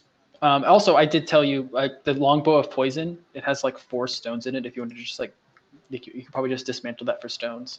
I think I'm the only person who uses bows, and I'm not going to use it. I figured getting stones would be better than getting money. Yeah, I can take him out. All right, that's all I really had. I have a lot of like attunement issues at the moment, but hopefully in a couple levels I'll be able to fix that out. Yeah, I kind of have the same problem, but mine won't ever fix. The artificer is the artificer you're using the one that like gives you bumps up slowly, or is it the only one that gives you at the very end that gives you more attunement slots? Yeah, it bumps up slowly. Okay. I'm at 4 right now out of potentially 6. Gotcha. Yeah, I think one of them did that, and I think I saw another one that was like, yeah, you only get 4 after you get to level 20, and I'm like, that's not very fun. Yeah, they've had several different renditions of it. But jumping down to Nordo. What you got? It is basically just crafting, but whenever we get back to the ship, Norda will walk up to Gale's little workshop, and not knowing that he's enchanted it to be no sound, he sits there and raps on the door a few times, and then kind of waits and waits. Vasu walks up and he's like, "No, you gotta knock louder than that."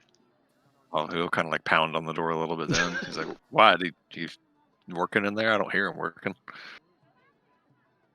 He's just Gale, real little stubborn. dragon. Maybe he's asleep already. It is late. I forget if message works through this too. Sure But I'm gonna doesn't. try that again. God damn it. I'll just talk to him in the morning. It's pretty late at night. He probably already fell asleep. I don't want to take advantage of it. Does he sleep? Yeah, you're probably right. I don't have does. access to greater restoration at will yet. So yes, I have to sleep. Jeremy Norda goes to 2.0. his room and goes to bed. All right. Without further ado, you guys are able to get a new, or unless you had anything, Gale, that you wanted to do. I have a tiny thing. I don't expect anything to come from it, so we can kind of move on. But Gale would have spent the day kind of just asking around, probably asking the guards, most likely, just if any wreckage had washed up on shore recently. Gotcha. Give me either an investigation check or a persuasion check.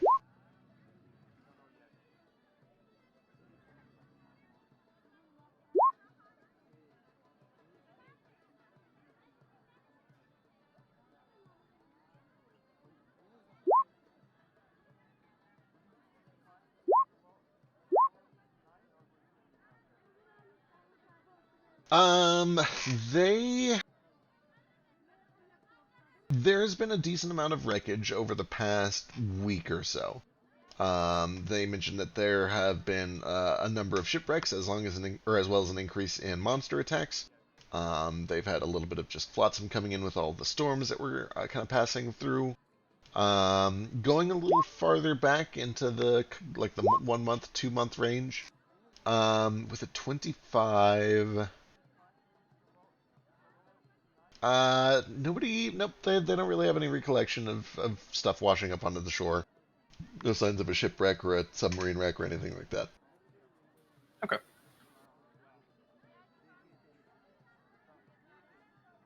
Alright. You guys get your long rest, or your short rest, sorry. You wake up on Wednesday morning, and... Can I do Yeah, what's up? one more thing? Sure. Before going back to the ship, I'm going to go swing by a tavern, and I'm just going to try to find out what the latest gossip is. Sure, go and Trying to get some feels for what's going on in this town and around the surrounding areas, maybe even Willing Quet, if they've heard anything. Yep, go and give me an investigation check. You can do it with charisma if you want to talk to people. No. Most of the talk of the town around here is about Salt Bowl and all of the flooding that's been going on there, as well as the semi-recent sightings of a dragon. People are less afraid to talk about it here. They're a little more brazen about the fact that, like, there's definitely a dragon living in Salt Bowl. And you do hear a little bit of gossip about that. But that's most of the news around here. Gotcha. Also, Nomad, did you want me to give you 5 mana tonight? I would like that.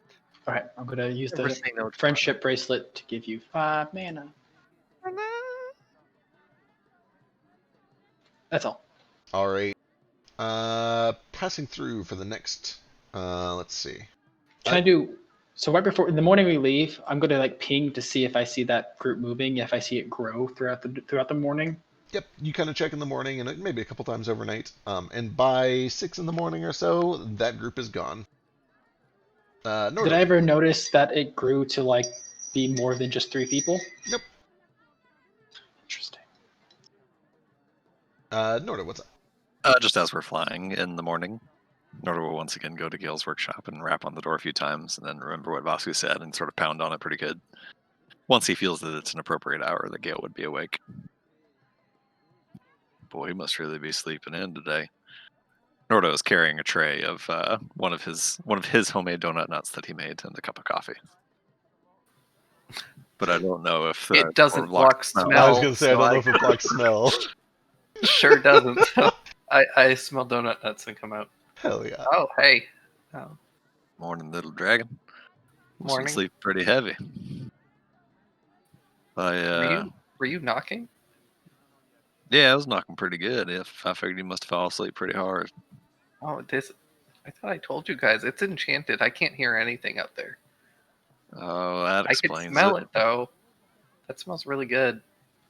Yeah, I brought you some breakfast and a favor to ask if you got time for it today. I know you're busy. Sure. I got all the parts for that list you gave me. Just gonna Oh, see if you great. could do a little tinkering on my axe. If you if you got time, if you don't feel like I'm taking advantage, I guess. No, Norda looks a little bit weird about it. no, I can get to work on it. All right, then. He'll kind of step into the workshop with you and set the donut nuts down. And he is going to have you, if you don't mind, pull out of his axe 4 red 1C stones. Merge all those 4 red 1C stones into 1 3C stone. And then add in my 3C stones to basically turn my 4 red 1s into 4 red 3s. Is the end goal after some merging and pulling out and putting back in. I don't know how much of a long project that is because it's a lot of stones in there. I'm gonna go get Nomad to kind of expedite some of this. I understand. Nomad. I Kind walk outside. I start yelling. Excellent. Okay, so Yes, Did you say yes, Queen? Queen. Oh No, no. Do you want to help me merge some stones? of course. The more stones, the better. Can I help? Sorry, I just heard you yelling for Nomad, and I figured you guys were like doing some crafting or something together. And Immediately. I'm like good with stones too. I need I to don't- put a bell on you. You are stealthy. Why would you want to put a until you bell are on me? not. Oh, it's because you're deceptively quiet until you are not.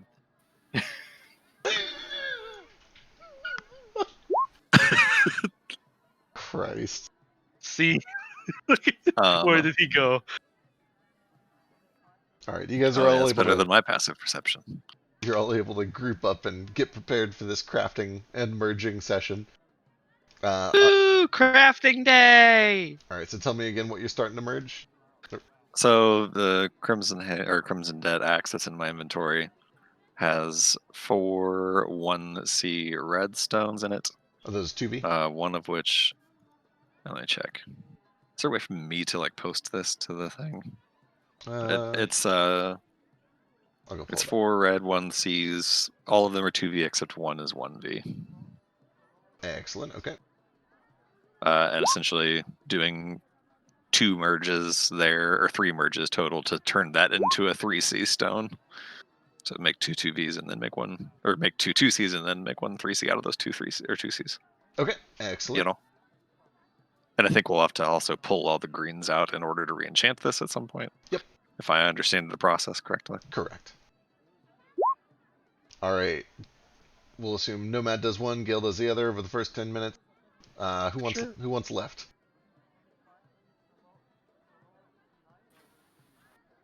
I'll take left. It's All right. fine. Nomad, give me a toolkit check against a 30, and Gale, give me a toolkit check against a 47. Oh jeez. Doable. Is it doable? I don't know if that's I doable. thought 46 was the max.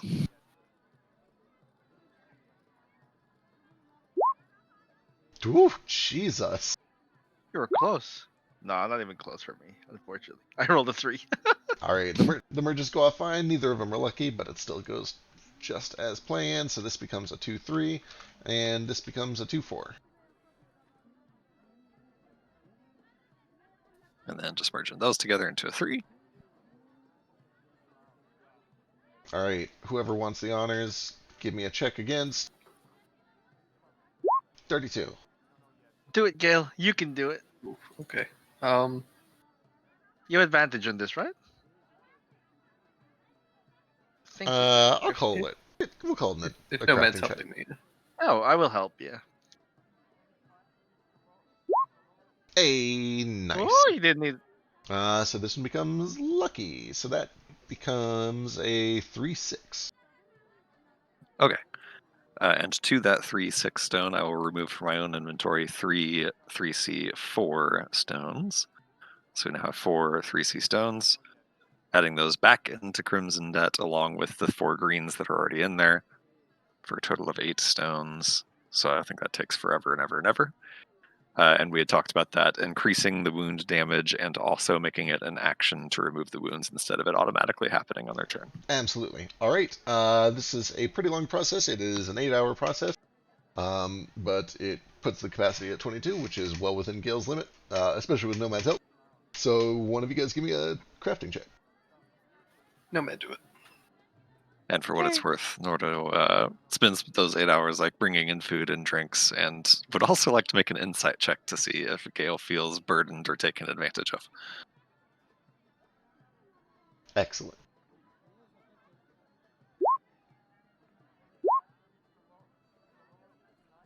$29.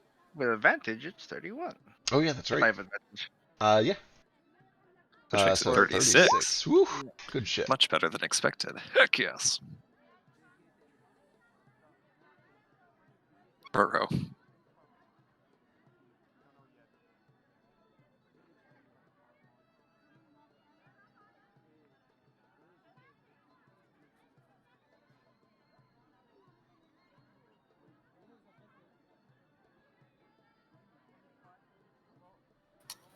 Gale seems a little anxious, but happy for the distraction.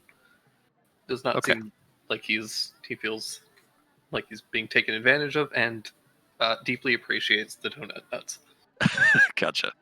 Just has something else on his mind and is glad this is distracting him from it. Yeah. Okay. And he really appreciates the donut nuts. He'll make more donut nuts around dinner time, like as you're wrapping up. Well, Nordo's great at reading people, but not great at talking to them, so he won't do anything with that information just yet.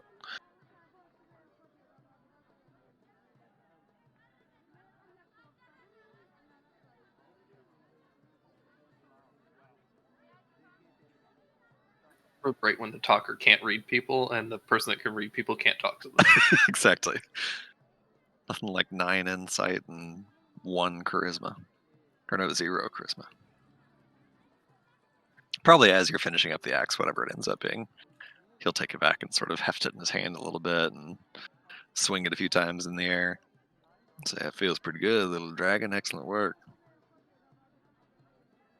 You don't mind me saying so, but you seem a little, I don't know, stressed out or anxious about something. Anything you want to get off your chest, or rather keep it to yourself? Oh, I'm okay. We're just, kind of close to home, and feels like it's been a lot longer than it has. Oh, I understand that feeling. I was just trying to keep it together when we were going back to Melnoa. When y'all took me there, it's tough not knowing what you're gonna find. If it's gonna be good or bad or whatever it's gonna be, we can deal with it. But not knowing what we're gonna find when we get there is the worst part. At least for me.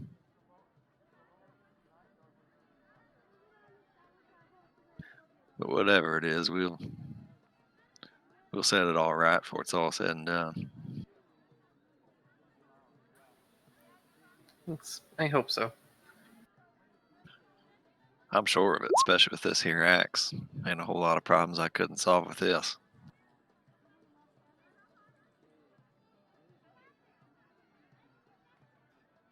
Well, now we just got to keep you from getting hit so much. One baby steps at a time. Ooh, a new picture and everything. The deed is done. Double the damage. I am fully aroused. So when it's all said and done, the damage for the wounds is doubled. It can only be removed with an action as a check. It doesn't get an automatic save anymore. Holy shit! And it is now +1. Oh, it's +1 too. Also, the damage while it's wounded, it can only get healed by a dice, and it's not just from the damage from the axe. Correct. That's just It's in not general. just the axe's damage anymore. That's crazy. Boy, oh boy, oh boy, oh boy. That's awesome. That is so exciting. That is pushing the limits of what you guys can do with the new volume cap. Yeah, that's like 700 gold worth of stones too. Hell yes. Worth. But that takes about 8 hours. Fortunately, the trip is pretty smooth. And by the time you guys kind of settle in, you know, you get a good long day of traveling would put you about... Real quick, Yeah, go ahead. do we have any other time during that travel? Oh, Or absolutely. okay, I just have a very small crafting thing. Sure. I wanted to do some. This place is rich, right? Oh, if you want. Oh wait, no, this is Green Castle. Not I was gonna say, Seattle. if you have anything you want to do I'm waiting before for leaving, let Seattle. me know. Oh no, I'm waiting for Seattle. Sorry, I intended that to be like as we were sailing for the day, so we don't get held up here. Yeah. That's when I do my crafting stuff too. When Sure. we were just traveling. Then yeah, what you got, Vasu?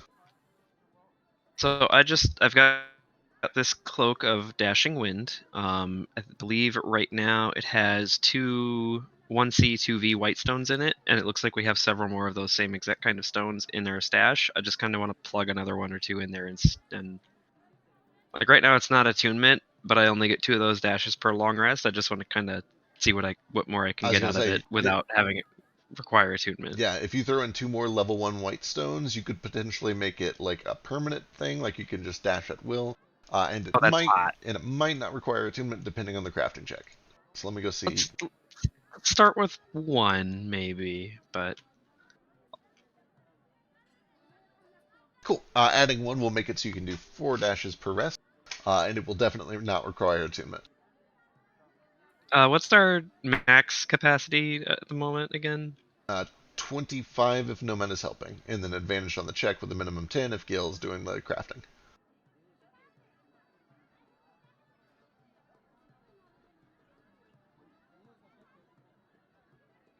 Here, I'm just looking at all the white stones we have. Are these ones over here on the left reserved for something in particular? If I remember correctly, these are duplicates of things that you have in your inventory, or had in your inventory at some point, and I actually need to delete them. Except for this black stone, which belongs to Flick. Gotcha. I was gonna say if we have a 3C, I'll plug one of those in instead for sure. But yeah, it looks. We'll just try with some of these 1C, 2Vs in here. Cool. Looks like there are 2 reserved for me already anyway. So. Yep, there's actually 3. I already just dragged a couple of them up. Cool. So if you mix those 2 with the 2 that are already in there, you would basically get permanent dashes, and there's a very good chance that it would still not require attunement. I just need I need a crafting check. Hey, Gale. I'm so tired. I know I'm sorry, and I can't do you any sort of favors like Nordo could. I'm not a good cook or nothing, but you want me to just go ask Nomad? It's okay. You can tell me to fuck off. Okay. Are you sure? Ooh, boy, Jesus, that'll do it. Yeah, 4 hours later, after 12 consecutive hours of crafting. That's a 40. You're right, that is a 40. Holy shit. Hot damn. I'm so tired, Mark. I'm tired, Mark. Oh, hi, Mark. It is some of Gale's absolute finest work. The Cloak of Canned Heat now allows you to do that dash thing at will. It still does not require attunement. And with a 40...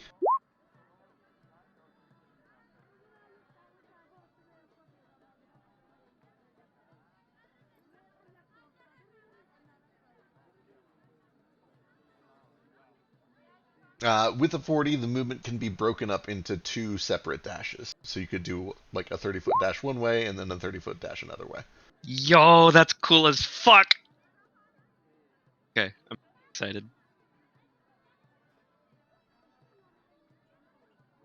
With that, pushing into the wee hours of, well, it'd still only be the evening because you got a pretty early start. Hey, Gail, just one more thing.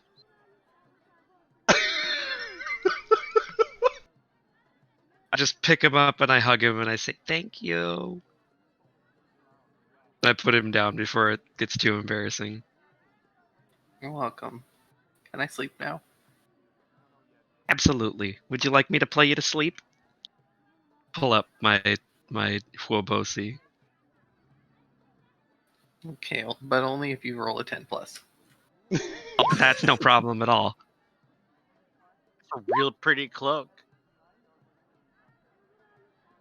So I play this Huobosi that I bought in the Feywild, and as I play it, it sings a beautiful lullaby in its own voice for you. Because it does that. Didn't it sing it in your voice? No, that's the other one I have. Oh, the Okay, other I one. the other one I have makes everyone within like 60 feet of me speak in my voice while I'm playing it. This one Oh, just my. talks and sings on its own. I have 2 guitars and I'm a monk.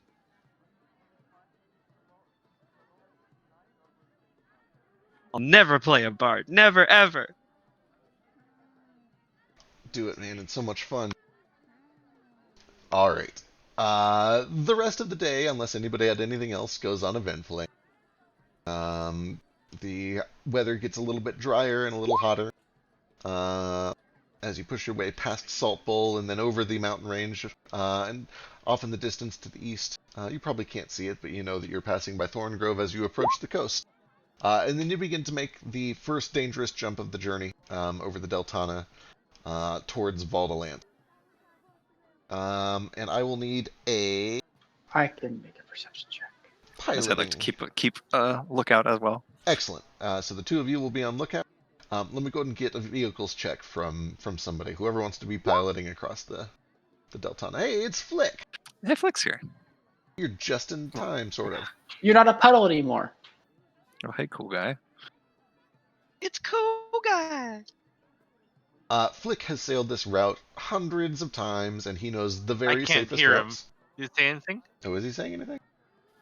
I did. can't- I'm There you smart. are. There it is. Hear you now. Flick knows this passageway like the back of his hands. The Deltana, although nowhere on the sea is truly safe, is one of the more commonly traveled routes. There's a lot of other traffic. There's probably a point where some sort of flock of flying sharks kind of threatens the ship, but there are enough other ships nearby to kind of just fire blindly into the flock until they scatter. And you're able to complete the rest of that journey pretty safely across the Deltana until you reach the mainland, and then a few hours later you begin to see the spires of Valdalance down to the south. Did you guys want to actually stop in Valdalance, or are you just coasting on past towards Seattle? Is there anything cool plot related there? That's Plot related. that's up to you guys. All Well, the lands is where the elves are, and that's where I want to sell my shit. yeah, for a nomad likes to buy magic down there, and This is the most Only magical thing place to- here. only thing to consider is that we didn't exactly leave on the greatest terms. We were Phyllis A was here, and they were kind of investigating us for something. I think we'll be all right, but we'll just keep our eyes open. Oh, I left a very good impression. They even want to hire me on as a detective at some point. Yeah, I forgot about that. So, I won't be long because I'm literally in and out. All right, Yule escorts Nomad into the city to go sell some things. Thank you. What all are you trying to sell? So, first of all is jewelry. The first thing I need to go to Phyllis A. And I want to say I have some very authentic jewelry here from another place, and I wish to submit myself to a zone of truth so that you may write me a receipt or a permit that says, yes, everything I say about my jewelry is correct.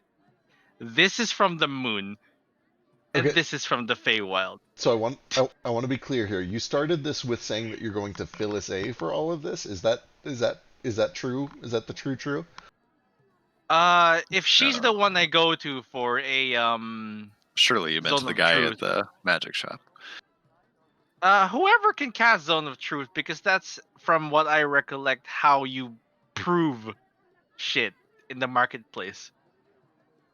By having a card from some authority figure saying, yes, he did this under Zone of Truth. Okay. These are legit. Yeah, that is definitely a service that you can try to obtain. You'd be able to get pointed in the right direction to get some certification. I'll ask Yule if she knows anyone who does this. She could probably pull some strings. Let me see what she can do. But yeah, as Nordo is typing there, Phyllis A is the chicken lady that tried to kill you and hates your guts right now. Oh no, not Phyllis. The fucking who is?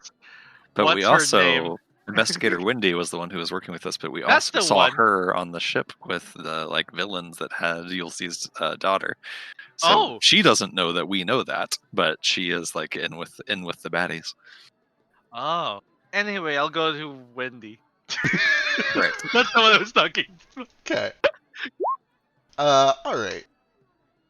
You did leave on good terms with Wendy and with the detectives. You got your names cleared. You were cooperative, and you got the impression, maybe not Nomad specifically, because his insight isn't great, but the rest of the party got the impression that Wendy, this is not the first time she's had issues with Phyllis, and maybe there's some existing things there.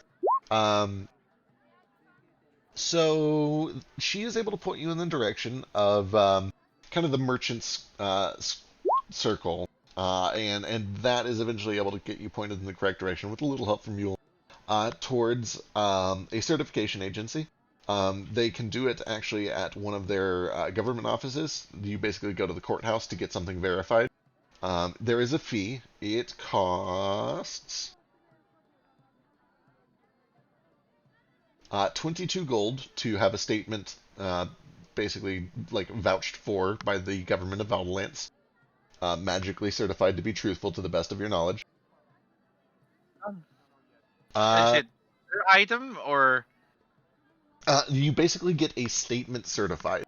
Okay, once. So whatever your statement is going to be, and it sounded like you were going to certify that they're from the moon. Okay, I'm going to certify the validity of the materials of which I crafted my things. Some of these will be from the moon, and the others will be from the Feywild. Delightful. So here's how this is going to work. I need you to put your hand here, and when I give you the signal, which looks like this, you're going to have 90 seconds. You can speak anything you want in the 90 seconds, but try not to speak anything superfluous. Whatever you speak in those 90 seconds should be entirely truthful. If it's not, the magic will prevent you from saying it. It's a bizarre sensation. Your tongue might smell like blood. It's normal. Just try to think of something else and then restart your sentence. When you're done, raise your hand and I will end the spell and then we will get you certified. Ready? Can I insight this? Sure, go for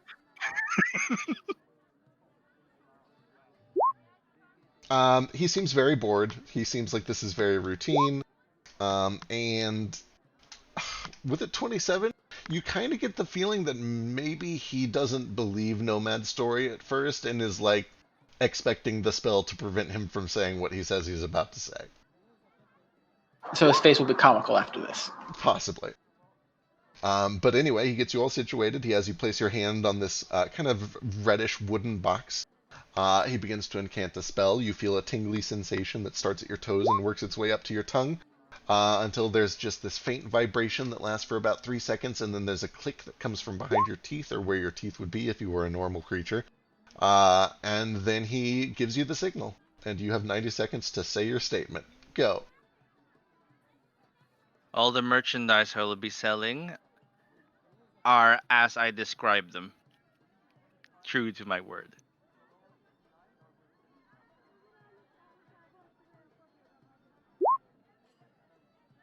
I think that's correct, right? At that point, he kind of lowers his hand and says, with the certificate, they will not be able to verify anything that you then say after the certificates. In other words, you should describe your merchandise during this process. Tell me about the merchandise. What is the merchandise made of? And then he kind of pauses, waits a second, and then gives you the signal again. Okay. Let's see now. I have here in my inventory. Let me just go through them real quick to find out where I put them. And where did we put them? Oh, it's in our fucking Discord. That's why. So I'm just gonna list down here. For sure, and like we can skip through this meta if you want. I just didn't know if you had a list ready. No, because like we didn't. You just specified all these jewels are worth this much. I'm like, well, fuck then.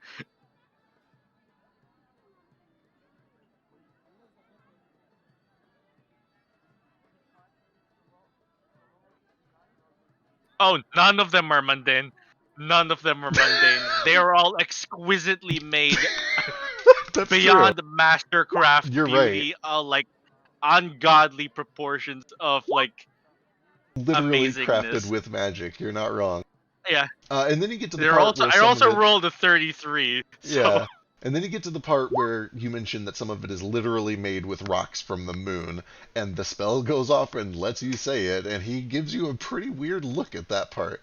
And then when it's all said and moons, done, mithril, dragon, void dragon bone, and fey jewelry. That's what he says. Sorry, dragon ivory. yeah. When he finishes, he gives you a kind of impressed look, and then he puts his hand down. You feel the spell kind of retract. He looks to the two people beside him, and they both give a nod, and then they each go through and dip a little wax and put on the signet ring, and they sign and stamp a certificate. They then cast a spell on the certificate. You watch as it kind of curls itself into this neat little roll, and a ribbon ties itself around. It says, it is safe to open and read and reclose this as much as you need. It should be magically resistant to mundane damage, although I don't recommend putting it through any sort of rigorous fires or anything like that. If you ever need to get it renewed, it is only good for about a decade. I recommend renewing it regularly if you need it beyond that. I wish you the best of luck. Thank you very much. Now that I'm reading what you sent me, I don't think you came up with a proper price for all of it.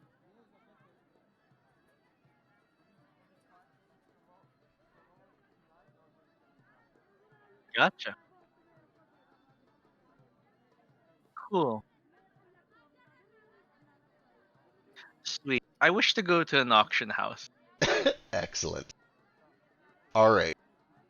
Nomad goes to an auction house. Presumably, do you bring any help? Yule. All right. Yule and Nomad go to an auction. Yeah. Oh! Bring me along. I'm real good at talking fast and naming prices and such. I could be like one of those auctioneers. Got 500 gold all once. 550, 550, 600, 600 over here, 650. See, I can do it real good. I'm talking fast all the time. You can't even tell how fast I'm talking. All Just right. do not talk. I just kind of want to. I've never been to an auction before, and I kind You of want may to see what come to the cool shit auction that's selling. house, but I think they have an auctioneer there who is paid to do it. What, you think they have one of those already? They don't Yeah, like it do is- open auditions for it? I do not know. I have never gone before. We've only been to the one. They sold wood. Remember? Really? The That myth doesn't sound too exciting. real myth wood is a very important resource that Oh, Gale right, used to that build her stuff. ship. All right. Yeah. To keep things going a little bit, you guys take a trip to the auction hall, and you do your best to put on a show, and you show the certificate, and you make a bid to get your jewelry sold. I is Yule proficient in what? What are we using here exactly? Persuasion or performance? So because you're not really like trying to sell this, you're letting the merchandise speak for itself. In fact, the auctioneer is usually the one who introduces the goods. It is strictly the quality of your craftsmanship paired with the certification that you've got that does the selling for you. Oh, excellent. I don't need to say nothing. You don't need to say anything, and also you've already rolled for it and rolled really well. The main factor here is whether or not you're just lucky enough to have a buyer that shows up that is interested in it. So I'll say give me a luck check with advantage. Yeah, give me a luck check with advantage. Cool. A 10.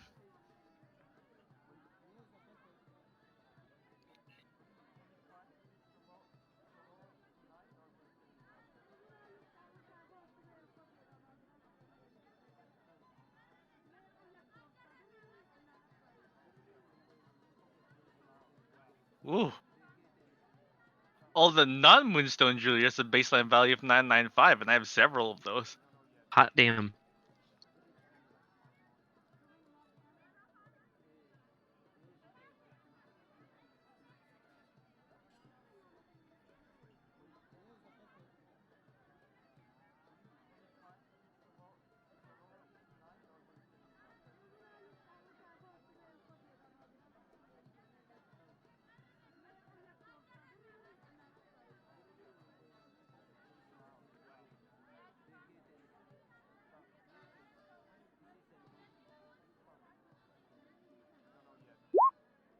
When it's all said and done, about 4 hours later, you walk out with a little over 2,000 gold.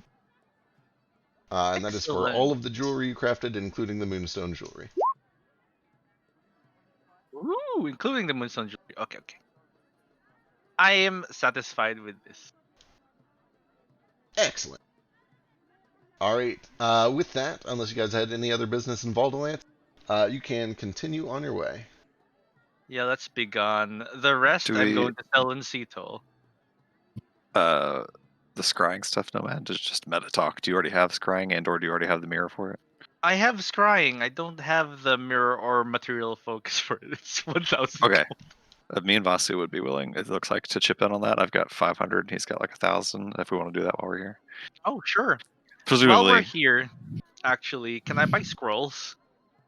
Absolutely. This is the most magical place in the world. Yep. I might as well. Yeah, they've got a pretty good selection here. Yep. What would you look or like to look for? I don't want to spend too much time on this. Can I just give you a list later and we can roll for it? Absolutely. We'll sort it out between sessions. But yeah, Nordo doesn't know what magic is, but if you explain that you need a mirror to be able to see people anywhere Yeah. in the world, like we did at Aircade, she'd be like, I'll pay for it. Yeah, we'll say like a crystal ball for this. A miniature crystal ball or a mirror. I'm sure we'd like to check in on Leah, so I'd be happy to help. Of course. If So- you're chipping in on that, then yeah, I'll just add it to my inventory. Yep, I'll put 500 towards it. Excellent. As well as to giving it. You're able to go to Roto's shop. He has a good collection of scrolls as well as some scrying implements. He has a couple of things that you can choose from. And we'll sort that out between session, but he has a pretty decent variety, and you can kind of pick one that is up to your flavor and Sure. work with him to find something that you like. But when it's all said and done, you guys are able to make your way back out of the city without too many issues. Yule is able to kind of slide things over a little bit in case any of the guards give you trouble about the investigation. But you're in and out without it really becoming an issue at any point, especially because you checked with Wendy first. And by the time the sun sets, you are starting to make your second leap over the sea. This is a smaller channel. It is much safer, but I do need one more piloting check from somebody to go over here. Norda, what's up? As soon as Nomad sets foot on the boat, Norda's like, "Were you able to get it? Can we try? When can we try?" We can try as soon as I prepare the spell this morning, I suppose, and the next morning. All right then. Appreciate it, friend Nomad. I'll keep a lookout while we're sailing over this little channel. No problem. Let me replace one of my current spells. What was it? I think it was Speak with the Dead that I had prepared.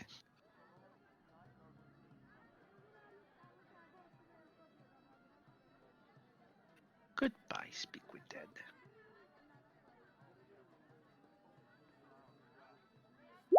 You don't really need that anyway. Yeah, you Saying got that it now. Blake's got it as a free thing. All right.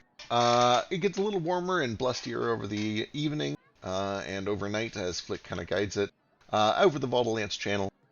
There are no issues. The water is pretty shallow there. There are a handful of kind of gleaming lights that streak by like shooting stars.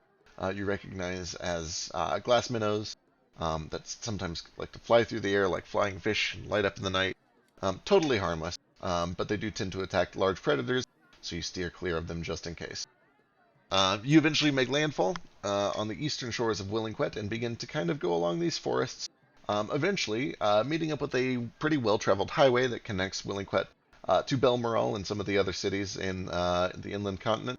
And you basically just follow that north until eventually, breaching over a pretty short range of hills, you see the gleaming city of Seattle, littered with the sails of ships all around it. The sight of seagulls and other birds kind of making their roost on the tall ivory towers. Ooh. There she is. It's home. We got here in time for you to be here. Oh, it's Just so pretty. in time. We stalled just long enough. Do I, as I'm looking out as we're approaching the city, For starters, Norda's like slack-jawed and has never seen a city like this before. Also, do I see any like obvious signs of disturbances, like destruction and fires and death or anything? So the geography here is very kind of vertical to begin with. There's lots of these spires that jut out. But Flick would note that those are all kind of normal. They're natural. Nothing immediately stands out to Flick as different from when he left it. I guess give me some perception checks. Whoever's looking for it. Before the short rest, can I make another full plate armor? Yeah, if you've got a 5th level slot in 10 minutes, yep. Yeah, because like I was gonna be overflowed with mana otherwise. Might For as the well. first time. Let me just check how much weight full plate armor is. Nordo, there's a lot to take in. Lots of bright colors, lots of gleaming white, lots of stone construction, tall walls and towers in places that you've never really expected. And then also just lots of, lots of plant life that is very vibrant and more shifted towards the yellow side of things rather than the darker greens of the jungles. And also from way up in the sky, looking out over the ocean over all of these vessels, the sailing ships and the larger sailing vessels, it's just like ants crawling over sand. There's so much movement. Everything looks so small from up here. It's just a lot to take in all at once. And you don't really have a good frame of reference for, what it normally looks like to compare it to. Flick is a lot more, comfortable and familiar with the area, and looking it over, everything kind of looks the same. You do notice that there are a couple of places where it looks like there have been shipwrecks. Notably, most of them are along this kind of southern channel, which is known to be dangerous sailing in the first place. But you see that there are probably 4 or 5 different shipwrecks that are being cleaned up along that beach there. Mostly smaller vessels, fishing vessels, things like that. And that is kind of unusual. It's new to you. But apart from that, everything looks kind of normal, at least from up here. Norda will kind of walk up next to Flick, looking down at all this, like damn near slack-jawed. Say, this is really something, Flick. This is where you grew up? Yep. Born and raised here. Well, kind of. Off and on. That's just your mama still here, or you got any other family around? My mom and my sister should both be here. Unless, they decided to vanish before we got here. That'd be a bad plot point. I hope that didn't happen. Who would do something like that? Who indeed? That'd be like I'm so if sorry. your father was being smuggled, but then they put him in some extra situation instead. Right. Your mother, you said she ain't real well. What sort of ailment she got? I'm not really sure. Magic doesn't seem to be able to fix it. It was one thing, and now it's another. It was her... Crap, I can't remember which was first. I think it was her legs, now it's her voice, and... Yep, not really sure. Perhaps it's a congenital disease. Magic has trouble fixing that. Are those hereditary? Yes, usually. That is Don't talk about what genitals, congenital that's gross. means. Elise chimes in. I don't know either, at least. Congenital means hereditary. Yeah.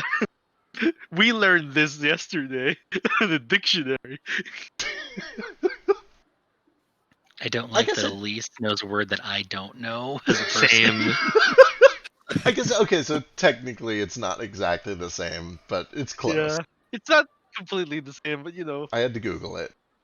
Congenital just means it's present from birth, which 9 times out of 10 is hereditary, but not always. Not always. Yeah.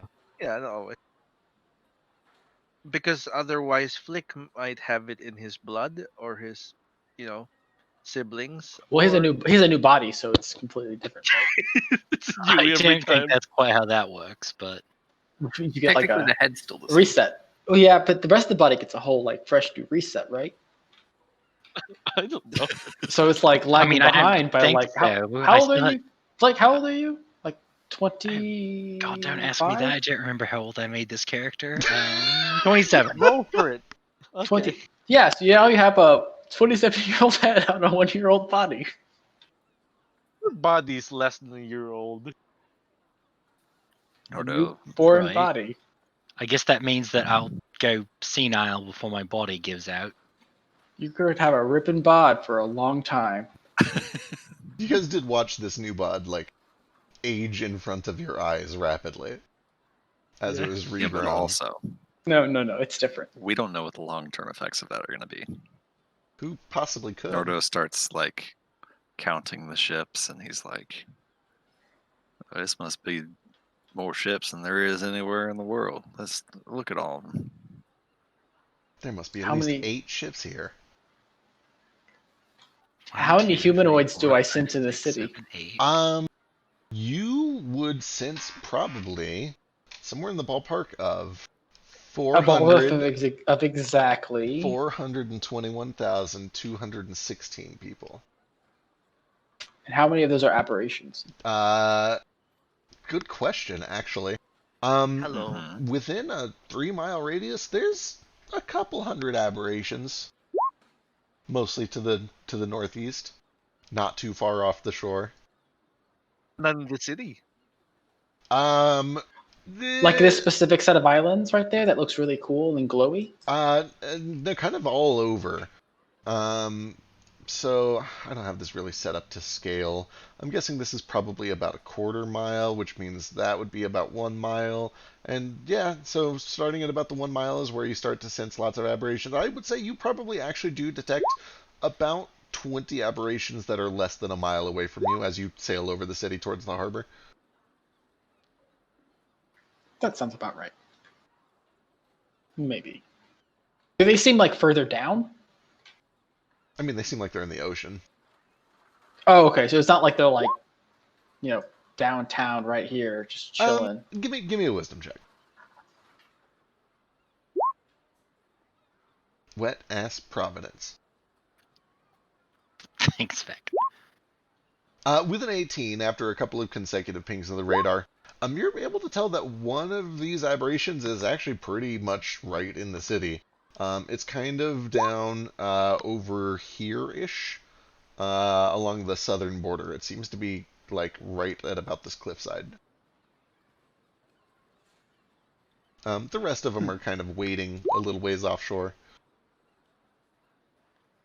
What's the climate like here? Warm, tropical, breezy, South Carolina. Oh man, Yeah.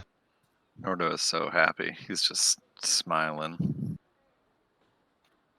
That's kind There's of like Salt Life bumper stickers everywhere. absolutely. On every boat. Mhm. It's like right at the Nordo- cusp of where you could find like a marsh, but then you could also find some orange trees, but then maybe also some palm trees. Like it's not quite south enough that you wouldn't find like a salt marsh, and it's not quite north enough that you wouldn't find like a pineapple tree. Nordo ties a bandana around his forehead and puts a Salt Life sticker on the back of his shell, and he's ready to go. It's time. Everyone's grandparents are fishing away in a retirement home. Anyway, it's not Florida. It's a lovely place. It's better than Florida. It's delightful. This place like something out of Storybook. I guess I thought what a city was like Salt Bowl or like Fin Est, stuff like that. This looks Can that like be their- something out of the books I read. Can that be their slogan? It's better than Florida. Better than Florida. That's such a low bar, though. Right? Like out of a storybook, sorta. I guess the castle would be kind of storybooky. Storybook-esque. It's Like true. storybook. It's true. There is a local government here. It's not I as think the powerful. word is storybookish. Storybook-like, novelesque. The local government is not as big or as powerful as Willingquet and some of the other adjoining cities, including Valdalance, just because most of the control goes to the various guilds throughout the city. But there is still a very large, beautiful vestigial palace that is mostly held up by the various merchants' guilds, who pay hefty bribes and other fees to enact legislation that favors them, and in doing so keeps the politicians rich. Flick is very familiar with the city and getting in and out of it, even on airship, and with little to no trouble at all. is able to bring the airship over to the main docking spire, where he is met with an extending drawbridge, and you guys are eventually able to kind of mount yourselves onto this tower and board. He does a little bit of very brief paperwork. I imagine that with all the in and out that he does, he basically has the medieval equivalent of Fast Pass, and with almost no trouble, even with Nomad in tow, you're able to get clearance and start to make your way down this tall, winding series of ivory steps, encased in this beautiful stained glass that just has clouds and stars and a sun and a moon and these white gulls and this just very picturesque scene that looks out over the sea and casts all sorts of different colors as the sunlight filters through. Until eventually you breach out into open, warm sunlight that beams back up at you from the white stone arches of these bridges that walk for a good couple hundred feet before they eventually make their way into the main city walls, where there are a handful of guards that are kind of just briefly checking everybody that comes in. And they don't give you too much trouble. Eventually you're able to make your way into the city streets proper, where there is just the bustling sound of shops, merchants, vendors, trade of all sorts. There are larger shops deeper in that you can see. Kind of looking up into the hills, you can see that there are just these beautiful ornate buildings, all sorts of smells and flavors from restaurants and taverns. But even out on the streets, people are trying to sell fish and jewelry and clothing and salt and whatever they can just immediately to people that are coming in from the docks. It's a very busy, almost hectic environment for anyone who's not used to it. Norda, what's up? Just to rewind really, really quickly before we get too much further, at the beginning of this morning of this day, Norda would go to Nomad's closet that he sleeps in at the crack of dawn, and see if he's got scrying prepared for the day, and ask if he can scry on Leah. I shall scry on Leah for you. Excellent. I don't know if this helps or not, but you can hold on to this if you want to, and I'll hand you her bracelet and like the drawing of her that he's done. It does actually. Shoot, let me cast scrying and see how much.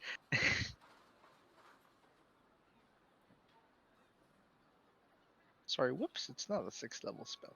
5th level.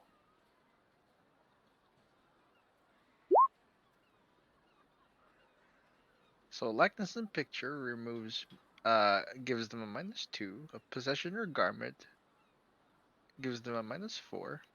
Do you have any So of her got body both of parts? that. I don't have any of her body parts, I don't think. God. Then I don't know where your knowledge falls, because you've seen her from a distance. From Yeah, when kind of seen her from a distance. Yeah, when she was on that like lightning ship. It was a hell of a distance. Right. Doesn't have met the target. That seems strong, but you've done sending to her a few times. Yeah, I've sent to her. She knows my voice. I know her voice. Right. I feel like you've more than just heard of her, but you haven't met her. I've heard so many stories of her. I haven't met her. You just need to eat his brain, and then you'll have his memories, and then you will have met her indirectly. Perfect. Problem solved. Screw back. I'll start building the new character. Be fine. I'm keeping those stats I rolled earlier. You can get the brain back together, right? I think so. Perhaps. Just like binge and purge, but with brain. Yeah. So we have Nomad eat Nordo's brain, and then we induce vomiting, and then just spend. This is Whack. I'm thinking about this too much. So It's getting gross. Norda, give me a luck check. Hypothetically, would that work? Could we do that and have Nomad just gain all of the party's collective knowledge? That certainly couldn't go wrong. Boy, what a good Before question. I actually cast the spell, I'm going to increase the DC to 20. Okay. Just about a second. Ooh, that's a good luck check. You've got good lucks. So 2 today. lucks today. I was Yeah. prepared to use inspiration on either one of those two, but get to keep it.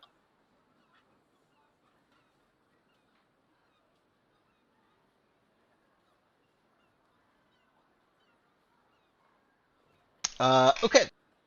Let's see. What is your DC? It's a 20, and what is your modifier here? Yeah. Modifier she currently has, I believe, a -6.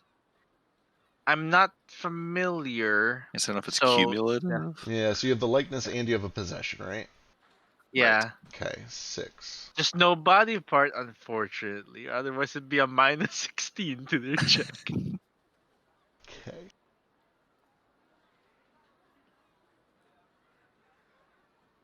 Alright, you begin to cast the spell, and for a period of time there is this intense static that kind of just blocks the connection, but eventually you're able to force your way through, and your vision opens to this remote sense, not unlike some of the other ways that you've viewed people in the past, but this time a little more clear and a little more in your control. You feel like you are a larger agent in what's happening this time. And it opens on what appears to be kind of a blustering, cloudy, gray outdoor scene. It is lightly drizzling. There are some jungle trees all around. It looks to be very dense vegetation. It is also very, very high up. You can see that the ocean is probably a good, maybe 700 or 800 feet below you, and you're on kind of a cliff looking out over it, with a tree line behind you. And you can see Leah alone, who is kind of just sitting in the grass, looking a little forlorn, a little bit in thought, kind of pensive. And you can see that she, at one point, a couple of minutes in, lifts up her left arm, where you had seen the bizarre hand before in the previous vision.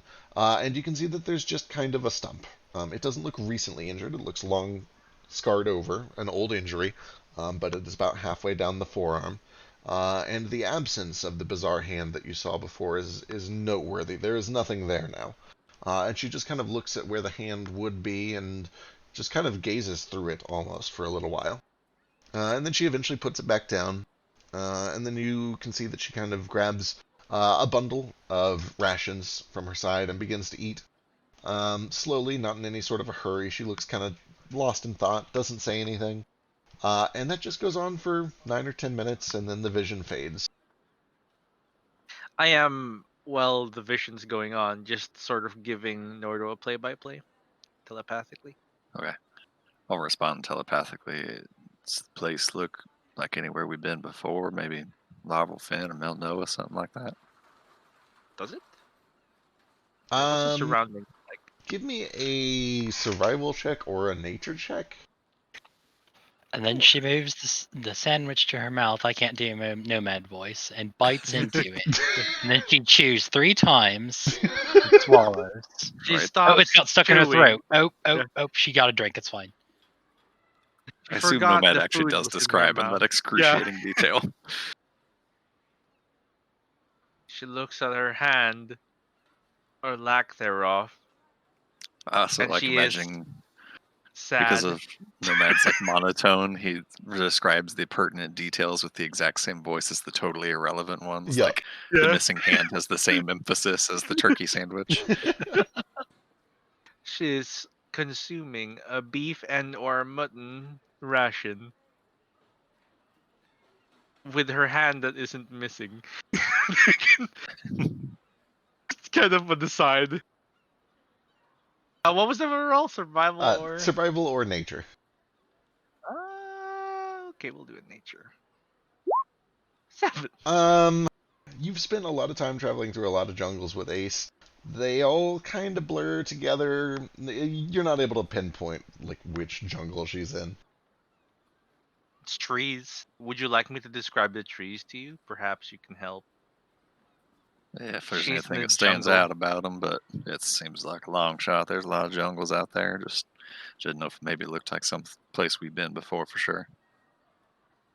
Let me describe be the anywhere. location to you. Yeah, Norda, you can take the second on nature with disadvantage. Can I do survival with disadvantage? Or Uh, does it have to be nature? Up to you. if you, I can see it. Yeah, sure. Appreciate it. Explore my mindscape. With the 15, nothing stands out as like an identifying feature. It's really hard to pinpoint it from just this description. Okay. Cool. Yeah, I can't quite tell where she is, but it is a jungle. Yep. Narrows it down a little bit. At least she's not on some prison in a big balloon, which is what I halfway expected. So the fact Yeah. that she's alone and in the wild somewhere is better than the alternative. Did she seem healthy? Not having her strange hand aside. Yeah, apart from that, you didn't notice any significant injuries or signs of damage or anything. Maybe She looks later we can. consumable. Did she say anything at all? Like make a comment here? Do people sometimes talk to themselves out Yeah, loud? it's she's like, boy, I really hate it here in this jungle on this island. Yeah. I really hate the jungle. I miss my airship. I sure do wish somebody would find me at these coordinates. But no, she's kind of just lost in thought and doesn't say anything out loud. The opposite of me then. I constantly monologue. True. It comes off as a mental illness, to be fair. I only try to do it when I'm not around people, but it's hard. Well, maybe later if we have enough magic and time for it, try sending a message, see if we can get a hold of her. Yeah. I could give her a sending now. If you've Does got this enough juice for it. does this count as me having seen and or met her It at counts this as point for you having sending? seen her. Cool. And I'll pull it up later, but I actually do have like explicitly codified rules for this shit because it came up so much Yeah. in campaign 1. Thank goodness. This link should be a link to it, and Yep. we'll send her a message. Yeah, picking back up, let's jump to the future. Ace, what's up? I think we're gonna like send her a message Oh, right shit. now if it's Sorry, alright. yeah, go for it, go for it. I thought that's what he was saying. Yeah. Sweet. The rules. Go find them rules. Also, I think my hand is old. Do not be alarmed. I see you. Do not be alarmed, I see you. End of message. Don't look behind you. God. In 10 seconds, 6 say where you seconds. are out loud. Cast Looking scrying familiar. again. Looks like familiar, yeah. Oh, currently. Oh, you can currently see So even you've magic. seen her with magic, you have spoken to her with Yeah. magic. Yeah. Or a creature summoned or created. It's a creature I can currently see up close even by magic. Cool. I can send to her while I'm watching her. Yeah, if you were able to cast an instant while still concentrating on scrying, then you're very Yep. familiar Oh currently. yeah. Outstanding. So, what do you want me to say to her? Well, she's just sitting here eating. Maybe just say that we can see her and ask where she is and if she needs help. She can always Something write it like in the that. dirt or something. Yeah, just let her know we can see her, that we're watching, and ask her where she is and how we can help. God, I love that you two are so socially inept. This is wonderful. I can't wait. I say it exactly like that. Do not be alarmed. Let me put down 25 words. Sure. Something like that. How many is that? Is it like 15 words? Because with very familiar, we're not going to lose a whole lot, right? Let me finish chewing. They're actually gonna kill me. Scrying can hear, right? Very familiar. The spell works as expected. The message is very clear. So we shouldn't lose any words here, which is great. Yeah. We don't have to like worry about trying to game how many words we send and all that. We can just actually get a clear message through. I think so.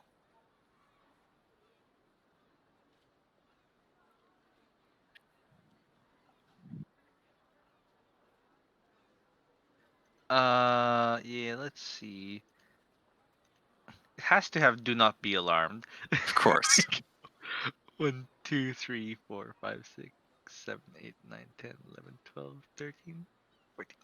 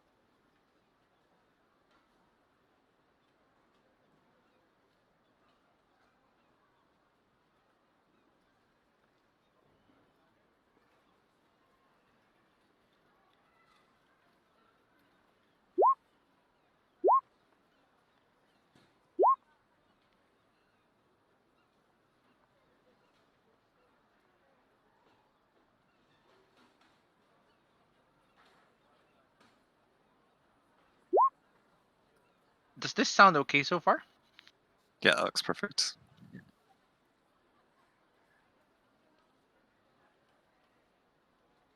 That's an excellent translation of what Nordo says to how Nomad would actually say it. Yeah. Nordo didn't say "do not be alarmed," and he probably just said "we can see you." But Nomad turns it into more useful information.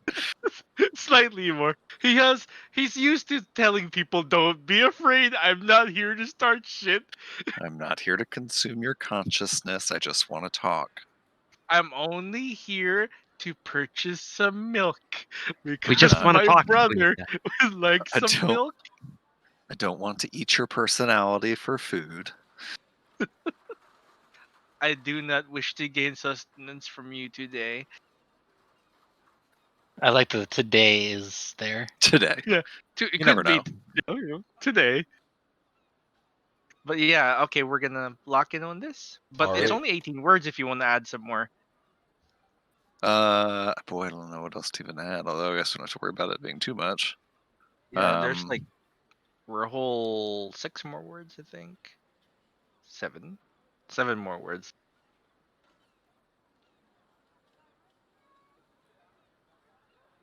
By we, I mean Nordo and I. Right. Yeah, we'll just add that in. She won't know me as Nordo though. Oh yeah. I guess What she was might. I don't your know what she my knows at by this we point. mean your brother and I. How's that? Yeah. Yeah. That works. Yeah, we'll just include that All right. addendum to it. By we mean your brother and I at the end of that. Okay. Right. All right. It's bizarre. It's a little creepy. It's like watching somebody as you call their telephone. Everything about this is incredibly creepy. But you watch as she kind of perks up as you cast the spell and begin to speak to her. And she kind of looks around. She puts her thing down. She immediately reaches for her side. You can see that she has some sort of a weapon in the scabbard. She realizes quickly that it is magic, and after a careful look over her shoulder and standing to her feet, that there is no present danger. She listens to the message, and when it gets to the end, she squints a little, and she kind of balks for a moment. And then eventually,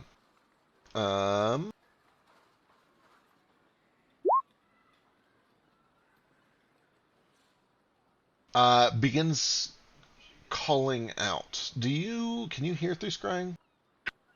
I think so. Let me go scroll up and read. Scrying. For, Oh, it actually, looks like as You if you can were see and there. hear. Actually, Yeah, you can see and hear. I'm sorry, Particular it creature. might not matter. I need to check something real quick. Let me Okay. check my notes. Hang on. Oh no, she's become immune to scrying. She's mute. That's why she understand wasn't any talking out loud. languages. Nomad just like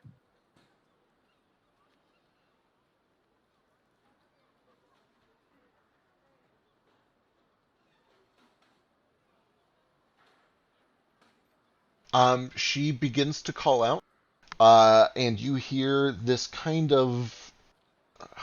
Can respond to the sending first, I guess.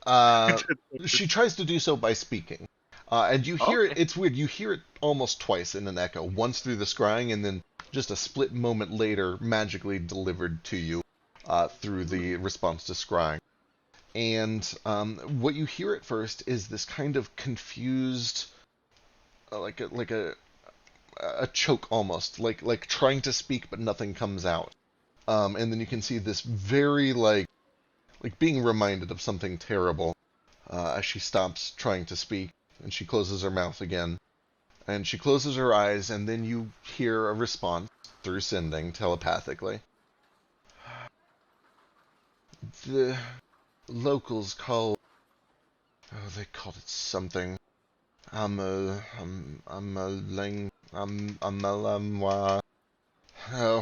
I don't know. Stranded. The boat's scuppered. I have food for a while.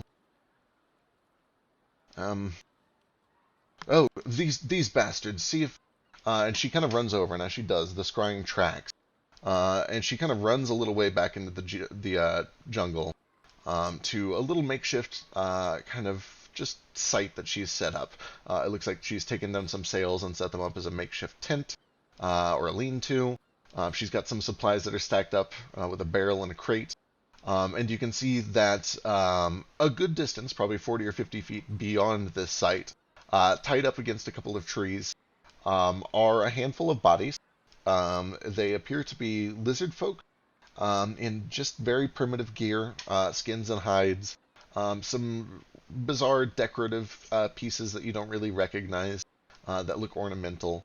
And she starts to just hold up various pieces of their jewelry. Oh boy, Nomad, you could give me a history check. It's going to be difficult. Or a religion check, either one. Both are difficult. Could he describe them to me? They would both Yeah, be I'm very trying difficult. to. Yeah, if you tried to describe it to somebody, somebody else can take the second with disadvantage. Well, Sure. I have advantage on humanoid, so like if it was cultural. It cancels out. Yeah, they'd cancel out. I'll allow it.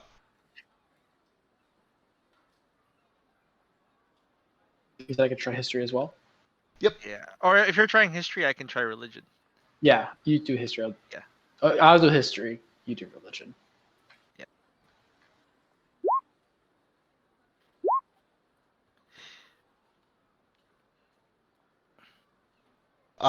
Ace, based on his descriptions, none of it really rings any bells. It could be any tiny little clan or tribe of lizard folk from any one of these jungles anywhere in Najabiata or maybe even Kajani.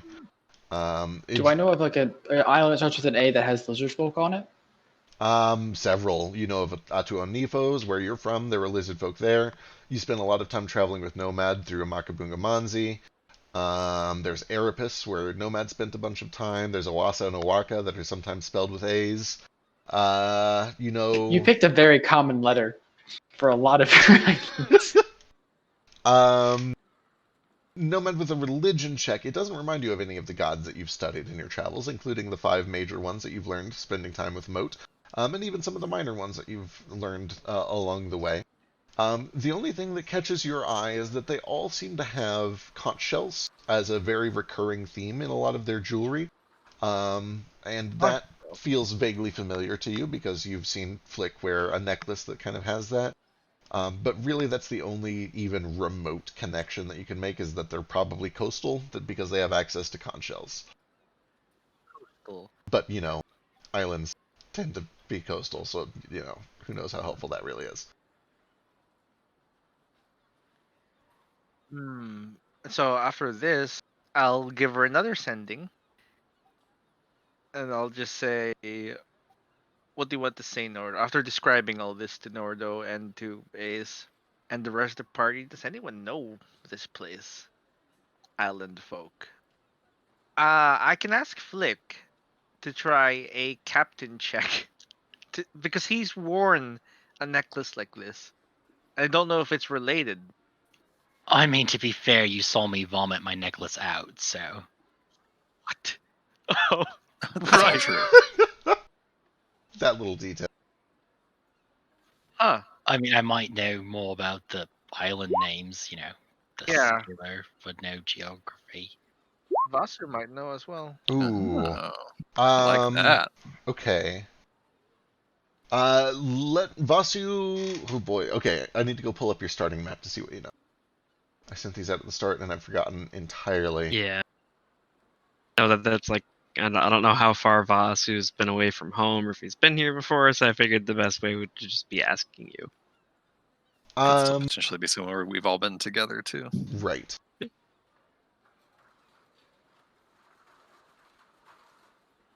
I remember this place like the back of my hand. Oh, that's Oh, new. that Do you have hands? I thought you had wings. Have you Or- What? never thought about that? My wings are on my shoulders, pal. He has a sprite. I don't. His arms are crossed and he has wings. How I else can can hold he a spear and do all this cool monk shit with just wings. Look at these wings. I mean, You I think thought they can maybe make you had your hands on the end of your wing. I don't know. I like to You're like imagine that weird like bat. Flick That- just did. doesn't make Ask any this- sense anatomically at all. What are you talking about? How could you fly with hand wings like that? like normal. I mean, I creatures. can't fly at all, so it was just weird to me to begin with. Do I look like Falco to you, pal? I mean, a little bit.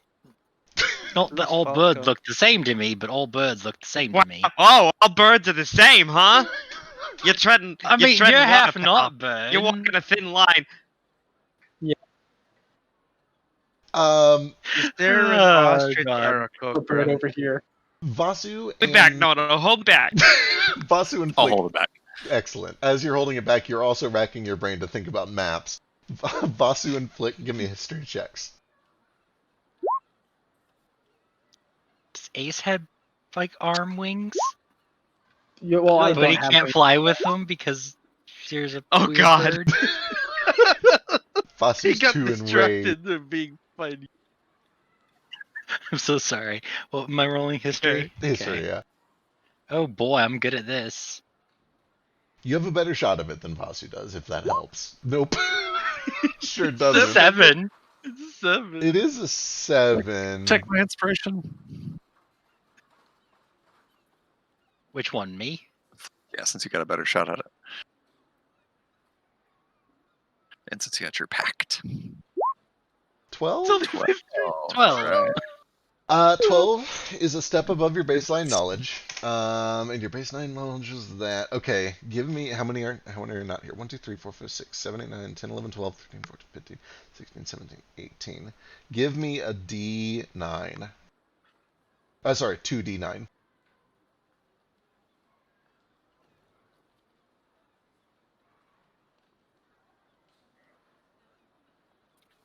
How do I roll again? Is it /R2D9? Yep. /R space 2D9.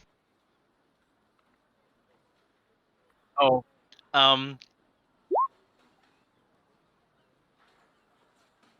What day is it today? Wednesday. Oh, I sorry. remember why my hand- Actually, one more day did go by. It's Thursday now. I remember why my hand was raised. I was going to offer Nomad yesterday if you wanted to have 5 more mana. Oh, yes, please. Thank you. 5 more mana. You're the most precious brother. Correct. Okay.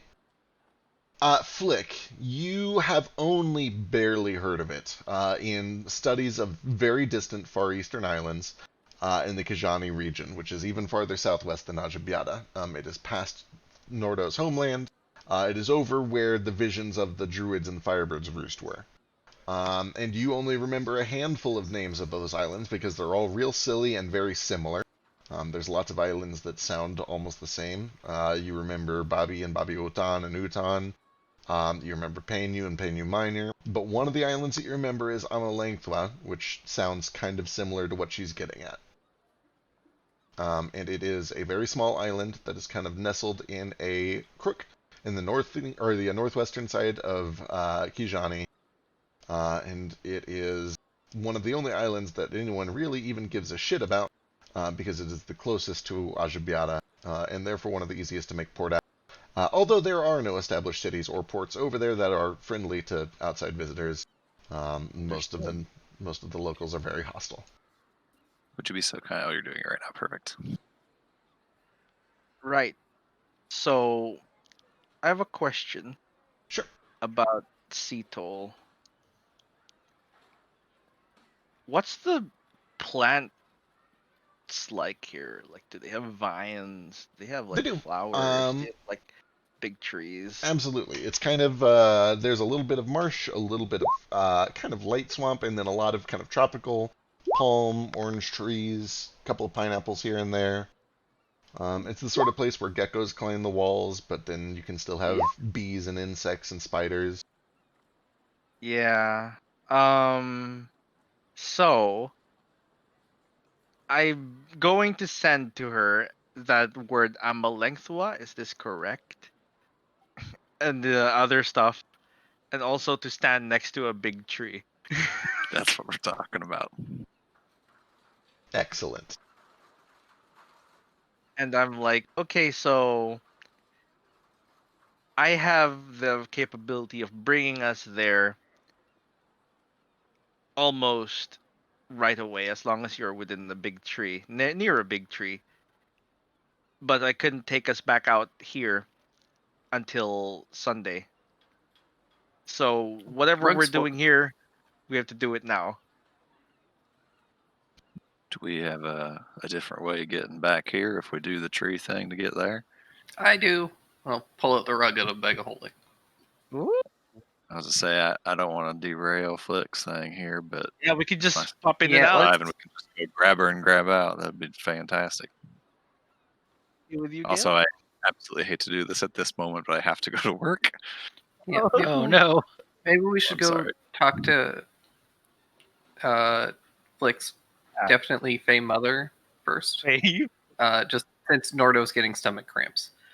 Yes, we Yeah. will resume this later. She's got food for a few days, right? I do say, like, Amalengthwa, is that similar to what they said? She And rescue is coming. she gives a not super confident thumbs up, like, yeah, maybe that sounds kind of right. As long as you stay near it, just go find a big tree. But yeah, she seems like she's in an okay spot, and she is appreciative that help is on the way. Does she go stand near a very large tree? She does wait near a very large tree. Outstanding. All right, I'm gonna go to work. Thanks, Have everyone. a good day. Godspeed. Have a good night. Goodbye. I promise I'll try to have some combat ready That early next prepared. session. No, it's quite all right. That was a good session. Oh, we're gonna have a bunch of lizard folk apparently for We're gonna next have session. a couple scuffles to deal with here the next session, I think. Reminder to my real life friends to have your characters ready for Saturday. Absolutely. can't Oh, wait. and also, Zeke, I think you might have been AFK for it. I have jury duty next week, so we're probably taking next week off. Oh, okay, I did not hear that. Jury duty. Wow. Yeah, Oh no. Probably call you on Monday and cancel it. I hope so. If they do end up, like, if they cancel it and I know ahead of time that it's going to be canceled, I might still try to do it. But otherwise, we'll play it by ear, but leaning towards week off. All right, y'all. I'll see you later. Later. Doodles. Bye. All right. With that resolved, we'll jump back to the future. You guys are kind of making your way into the city, off of the docks, past some of the initial merchants. Ace, what's up? The magic thing. Okay.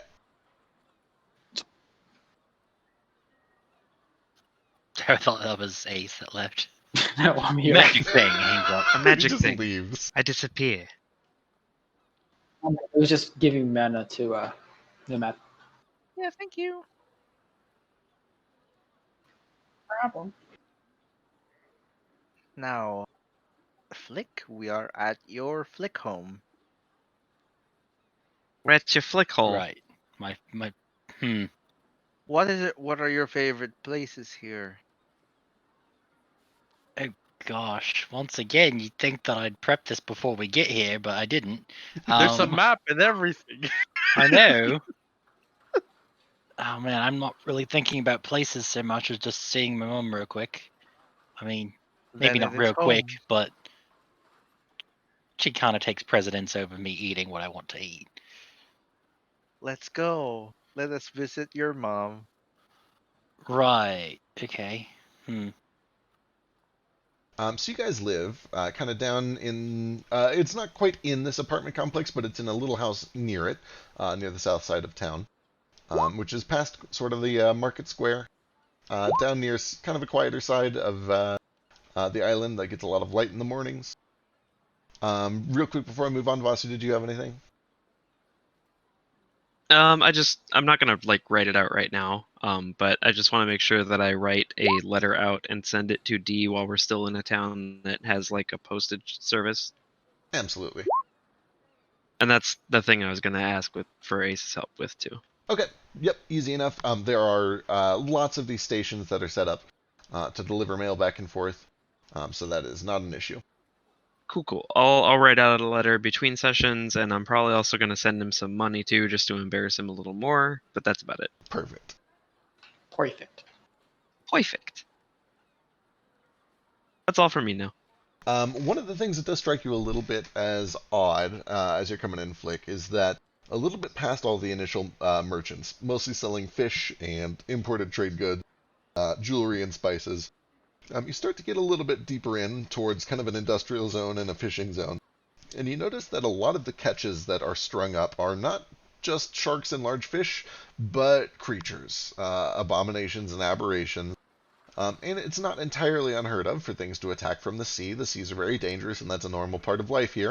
And the mercenary and Definitely adventure dead, though, guilds right? are paid well to handle it. They do seem to definitely be dead.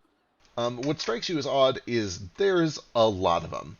There's probably like 8 or 9 different aberrations that are all strung up as semi-recent kills over the past few days.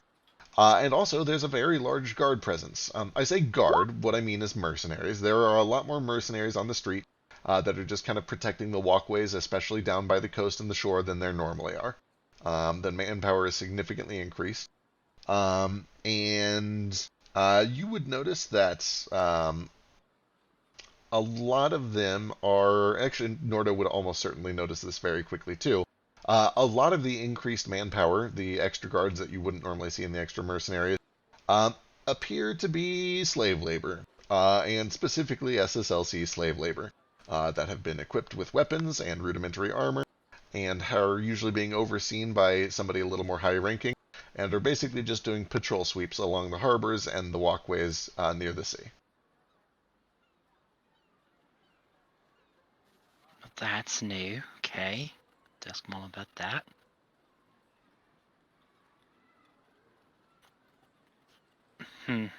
Well, guess I don't know if those are rumors, but I guess the aberrations have come here. I did sense that there was an aberration in town to the south. Everything else seems to be further out to sea. For now. Sure, nighttime's a bit different. Kind of like that one place where I forget the name of. Renata South saw the weird thing on the beach. Yeah. Where was that? I have no idea. I don't remember last week, let alone Well, 3 I months can ago. keep an eye out tonight to see if how close they get to the town. Would be appreciated, yeah. Don't like that they're here. They seem like they've got it covered, albeit with, Do I recognize these creatures? Oh, boy. I mean, you guys have run into a lot of weird creatures from the sea. I just say this because aberrations are my greater enemy. They are. Boy, I guess you could give me a wisdom check or an intelligence check, either one. It's advantage? If it works on your greater favorite enemy, then yeah. I think it does. You would probably recognize at least one of them as something that you've encountered before. It's probably one of the weird orca things that had the strange, like, dragonfly wings pop out of its back unexpectedly. A lot of the other ones are just kind of weird, deformed sea beasts that, are kind of ugly and weird to look at. You've probably not run into any specific exact versions of them. With the 21, you take a little time to kind of carefully study some of them. One of them appears to be just this enormous turtle that has a bunch of extra legs. So it's got 4 on each side for a grand total of 8 giant turtle legs sticking out from all sides. And it's got 2 heads that are kind of branched at the neck. And you can see that several of its plates are like sloughing off, like they've been corroded away with some sort of poison or acid or something like that. Does it look like these creatures were born this way, or if they were changed after having some growth? You could give me either a nature check or an arcana check. You can approach it from either end. Could I try the arcana check as well? Sure. As someone who was changed twice. What type of information would I get? It's the same for me. So like, would I get? It's basically going to be the same information either way. Basically, if you roll Arcana, it's like, does this look modified? And if it's natural, it's, does this look natural? But ultimately, it's the same question. Oh, it's shit. So yeah, it's unless I somehow get advantage from this, which I feel like that might be pushing it. You would. I mean, it's aberrations. Yeah. If it applies to your greater favorite enemy, then it applies here. It's loaded. Wow, it's better. It's hard to say. There's lots of weird shit in the sea. It definitely looks like an aberration, and you would know that inherently aberration means a bird. It means it's different. There's something wrong with it. It's aberrant. Something is mutated or changed with it. It is not. I guess my natural, question was definition. more specific. I guess my question was more like, is this the descendant of a strange creature, or is something out there changing? I see guess what is you're kind saying. of what I'm looking for. Yeah, you're not really able to tell for sure if this is how they were born or if they were mutated from regular sea creatures. Nomad, who has undergone several transformations himself, gets the impression that these mutations look too stable to have been like imposed on a normal sea creature. You get the sense that these are birthed mutations. In other words, the creature has always been like this. Interesting. Seems they've always been this way. And you, like you said, this is rather new. Yeah, don't usually had these. I mean, occasionally you get an aberration, but not this many. How long ago has it been since you've been here? Ah, Oh my god. that's a good question. Says session log. Session 0. July 28th. September 26th. Math is hard. Holy shit, it's been about 2 months. You guys have got Was a that lot it? done in 2 months. Holy fuck. Jesus. Feywild, man, probably adds to that. So like 2 months. Yeah, give or take. Give me 1 second. My leg is cramping and I'm in immense pain. So Does this region Being a of puddle. does this region seem like, is it common for this region to have aberrations, or at least a large volume of them? Sure. I mean, it's right by the sea, and there I are meant more so monsters than in the other sea. regions. It's kind of dangerous Or is this everywhere. influx? Like, I guess I'm trying to get it because I'm trying to get a feel for like if this influx is just recent, if I guess it would have been unpredictable because the amount of them aren't very high here. I feel like you could give me, boy, Flick would know, just because he's a local resident, that it is unusual for so many of them to show up in such a short time. That is definitely new. Yeah. Okay. Assuming I wasn't that sure if I these could are make all some recent kills. I wasn't sure if there was like an aberration check I could make for that or something. Yeah. do they smell bad? Tremendously terrible. Like that they've been strung up for weeks bad, or like at least a few days bad, like a couple days in the sun, starting to bloat. gross? One in particular smells really terrible. It's this weird bulbous frog thing that just seems to be continuously dribbling some sort of this awful green gunk from its mouth, even though it is clearly dead. Gross. Are they like selling it for meat? Are they just like holding them up as trophies? What is their goal here? Like the people stringing up these creatures. Flick would probably know from his experience here. Most of the time, they just keep them here until they find some way to dispose of it. The fishermen usually bring them in after a kill, or the mercenaries, depending on who gets it. They don't really intend to like sell them. They just need to store it somewhere until they can dispose of it. And disposal usually falls to sometimes the local government can be bribed to do it. But then a lot of the time, it gets pawned off to, which guild is it? The Guild of Divine Magisters, who are sort of responsible for burial in general, which includes the disposal of monsters, and making sure that they are disposed of in a way that prevents them from coming back.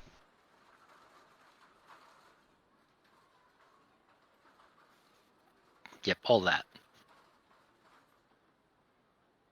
So there have been aberrations here, but this many is definitely odd.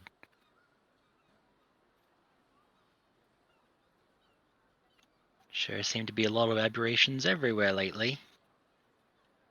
Hooray. Does the water level here seem higher than normal?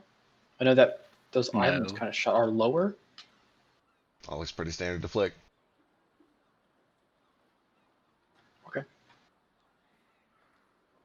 Alright, you eventually pass by the spectacle, and things start to get a little bit back to normal once you get farther inland. People are selling at the markets. It's busy. There's lots of traffic, lots of commerce happening. People are not terribly spooked by what's going on. It's almost bizarre to see. There are obvious signs of violence and attacks up north by the docks, and even Just kind of out by the coast, you can see by the towers, there's a few more bodies of these aberrations that are just slumped against various watchtowers.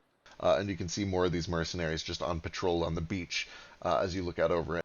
But up here in the relative safety of the plateau, people just go about their day. They're eating lunch like everything is normal. They're selling jewelry, they're buying spices. Business as usual. Cool. Speaking of lunch, I'm going to pick up lunch for my family on the way back. I guess I should buy it for everyone, so just make some street vendor's day. Excellent. And there are plenty to choose from.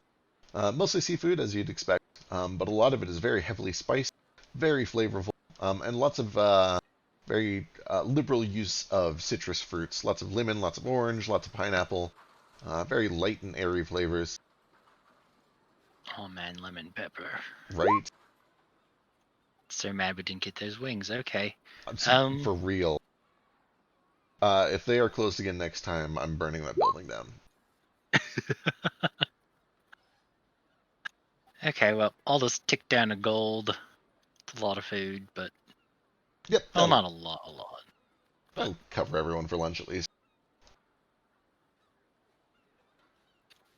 Okay, cool. Now to my house with these wonderful strangers. I mean, friends. You start to push your way through the markets, and eventually you come down to a large ramp which passes by one of the watchtowers down to the south. And this map is not perfectly one-to-one, but there's kind of this series of wooden boardwalks that wraps around the outside of a little market square that eventually cuts into some apartments and then past some slums. You kind of have to walk through the worst part of the slums to get over towards the slightly upper side where the apartment is, where you guys have a house just outside of the apartment complex. However, as you guys are starting to make your way over there, there's a sudden commotion coming from up ahead. You hear the bell begin to ring from one of the watchtowers ahead of you, and then from one behind you. And you start to look out kind of over the direction that you're heading and a little bit behind you. And eventually you spot what set off the alarm in the first place, which is a couple of large shapes that have breached their way out of the ocean and are starting to crawl up towards the boardwalk, maybe a few hundred feet ahead of you. Right now, my feed's gonna get cold. Gotta like rush to find somewhere to set down your taco. How far away are they?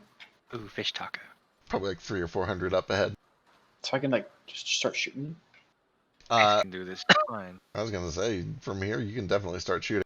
As you begin to ready to shoot, you are well, you've got good passive perception. You might not be entirely surprised to be beat to the punch. Well, roll initiative. Let's make this official.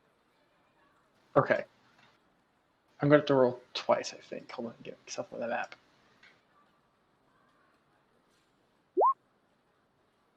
Okay, well that's just disappointing. Oh god, I'm huge. I'm Godzilla. That's fine. You are a little bit caught off guard as you are beat to the punch. As from just kind of coming out of an alley a little ways to your right, this tiny figure, at first it just looks like a little girl, but you eventually realize is a halfling, kind of runs out at the sound of the bells, looks over towards the ocean and spots these things, and immediately looses a trio of arrows just ahead of yours, almost side by side with yours. What type of Gloomstalker vibes do I get from her?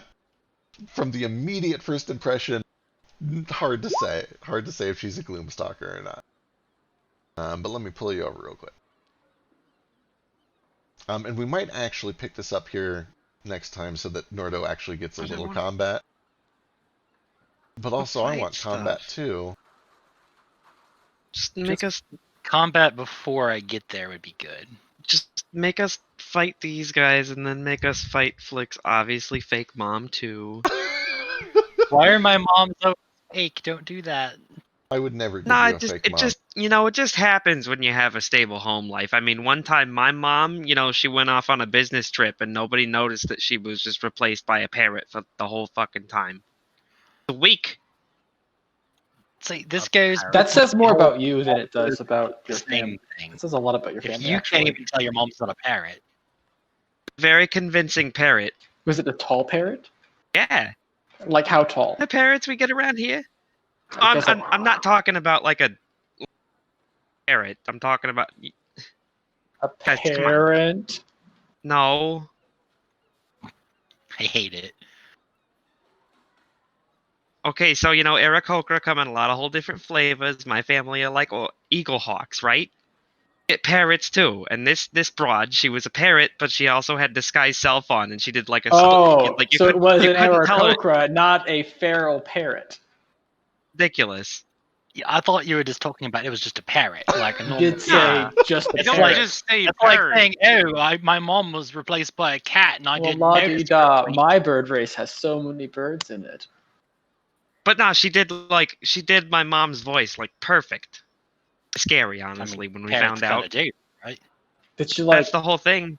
A Did little that- racist, but it's true. Did your dad just not know? It says a lot about your parents. if you I don't didn't want to notice think for that about them long. too much. How did your mom respond when she got back? She said, haha, gotcha. Oh, it was so nice to get some time away from you boys. You know how loud you are? And she was right. She deserves it. She works hard. There are so Could've many told us, paths though. We this wouldn't story have could bugged her really too be much. going down, and I'm just not sure which one.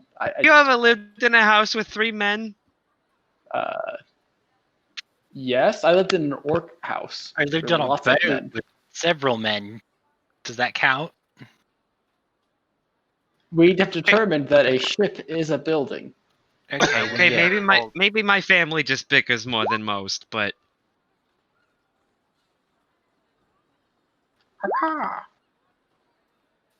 So distracted by my taco, I go in the middle of combat. My taco. I have to go set these down so they don't get squished. Or soggy. Yeah, that'd be bad too. Soggy tacos are just the worst thing in existence. meat wall. Wait, which Fish cantrip stick. do I have? Do I have? Fish stick is so Presto. cute, and so is Can I- meat can I- wall. Do you have preserved tacos as a cantrip, Flick? I'm gonna get preserved tacos as a cantrip. Yep. Gale is still super injured. Yep. Yeah, what's the deal with that? You've had a couple of short rests if you want to roll hit dice. Yep. I did. Nah. Could I?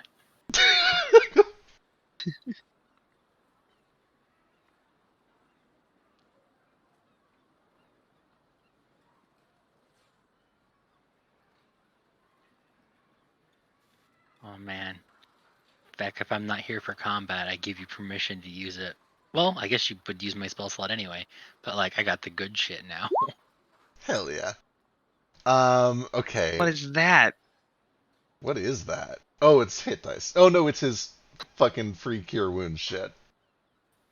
No, it was an aura vitality. Oh, okay, that would do it.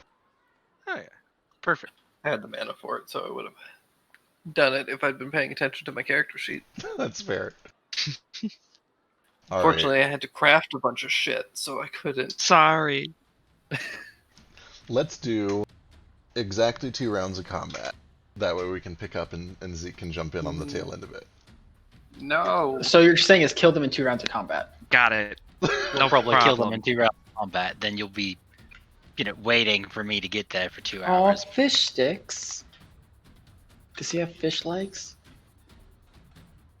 We'll see how this goes. If we get to 2 rounds and we're all still itchy, we can do it some more. Anyway, let me sort this shit. Alright. Ace. First act. Now. So how close are they? This close, after you guys do a little bit of running up. So, 55 feet to meet Sweat. roll. So I didn't get my first shots off way long ago. I mean, it's fine if they didn't. Go ahead and roll me 3 damage. Or 3 attack rolls. Okay. Would this count as like my first round of like special shit? No, we'll call it cinematic running up. That way you don't have to waste your good shit on it. I mean, it's gonna be regardless. I'm first to act anyways. That's a good point. It's mostly just that's fine. Yeah. These are aberrations, I'm assuming. They are.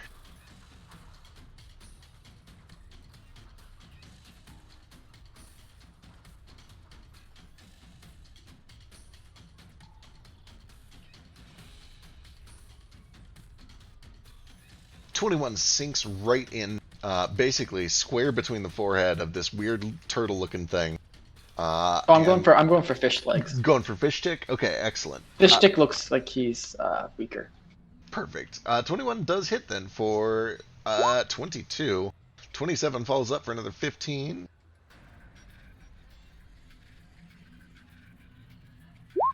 Just loading. 19 lands for another 15. Okay. And that was just the running up part. Excellent. All right, now we're into the real combat. Okay. So then I'm going to cast a spell. You can't even imagine what it could be. Prestidigitation. On fish sticks. He's marked. Why is there an apostrophe on it? What are these? I don't know You what it just- is an apostrophe. You described them yet? Yes. This so- is my hunter's mark. I just gave it a different name. The monsters. Oh, you mean the creatures. As you guys run up, you're able to get a closer look at these things, and you recognize them because you've seen a couple of them strung up among the wide selection of aberrations that have been hooked recently. The closer one, Meat Wall, is one of these large turtle creatures that has 8 total turtle legs coming up from all of its sides, and 2 8 heads. legs. 8 legs, and 2 heads split at the neck. 7 vaginas. 7 Maybe more. vaginas. Imagine. Maybe more. Vagani. Okay. Anyway, sorry. Notably, it also has this just enormous and tall turtle shell that looks like it's built like a fucking truck. The whole thing is just, it towers up, probably 15 to 18 feet up off the ground.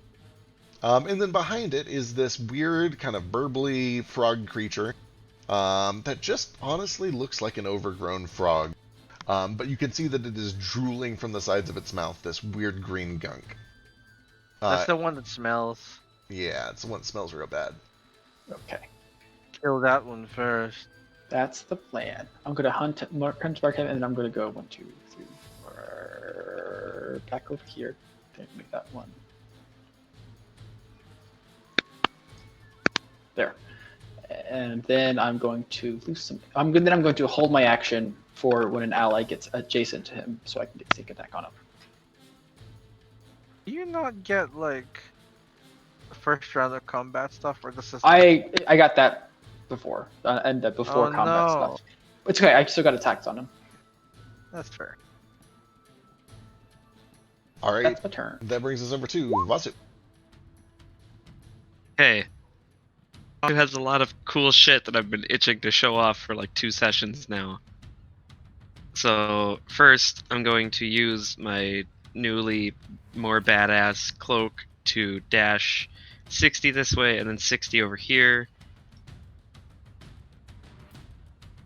Instant transmission next to this frog asshole. And since I first dashed at him in at least a 20-foot straight line, I'm going to hit him with one of these and ignite him. Dude, my attack goes off too. Woo! Oh My shit! God, that's a lot of green. That is a lot of good green. Holy fuck!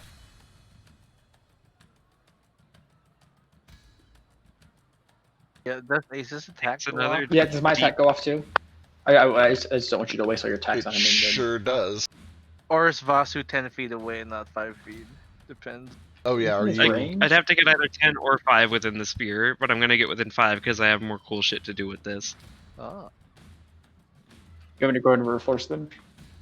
Yeah, go and fire your Do stick. it. Also, he takes another D10 from the igniting charge. Does that get doubled on a crit too?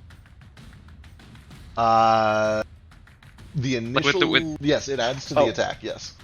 I didn't roll my Sick. hunter's mark damage on that. Roll it separate. Yeah. Jesus Christ, Vasu. 2 10s, man.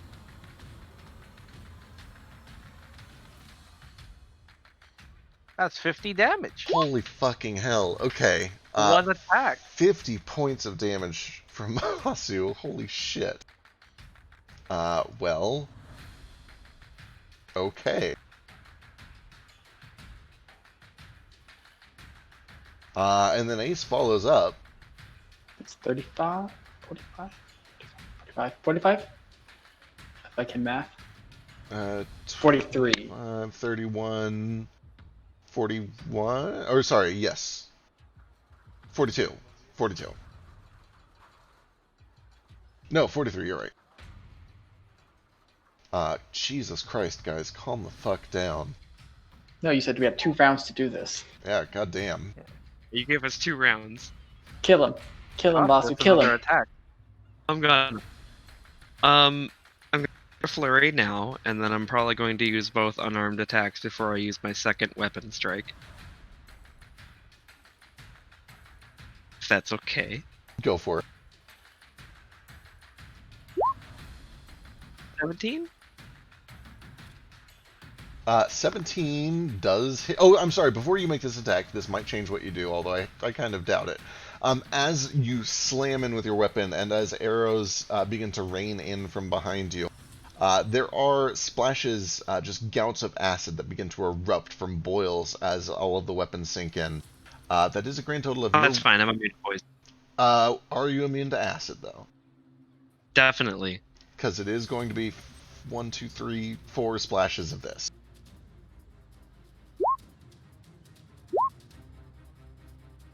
Keep getting after them, Edie. That's probably fine. So you're not immune, or you're... But then the 17 does land for another 11 points and another splashback. A 5. Can you tally all that up for me? Sure can.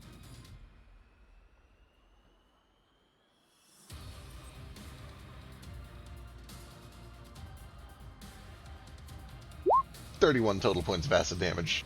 Oh, that's not too bad. Yeah, on the other hand, this thing is damn near fucking dead on the second turn. So I did hit it, and I'm going to spend another key point. I need it to make a strength save. I don't want to. Do it, coward.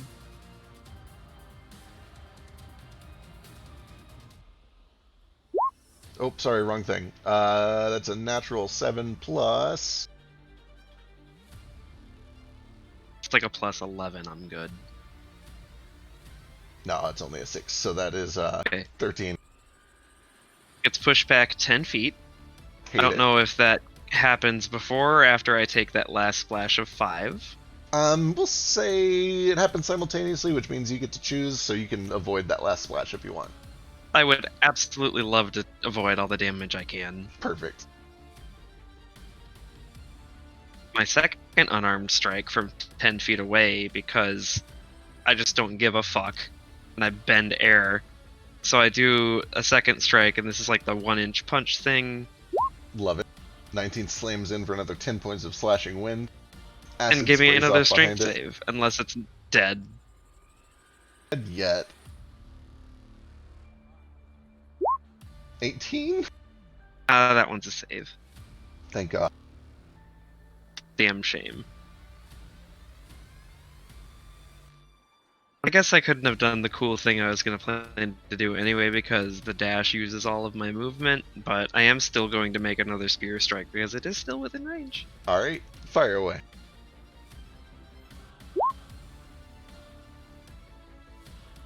Uh, 23 is good for another 19 points of damage. So my cool plan was to just rush at this motherfucker, hit him with my spear, kick him away 20 feet, and then dash at him again and hit him with my spear for more ignite damage. But Excellent. I already had used all my movement, so it was still a really cool turn, but less cool than I had thought it would be in my head.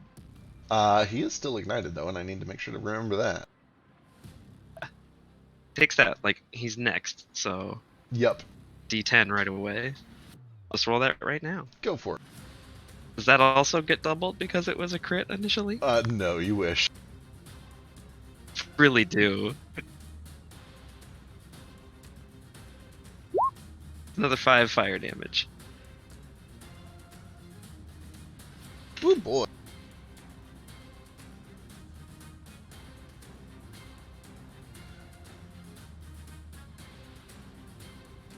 Alright, anything else, or is that it for you?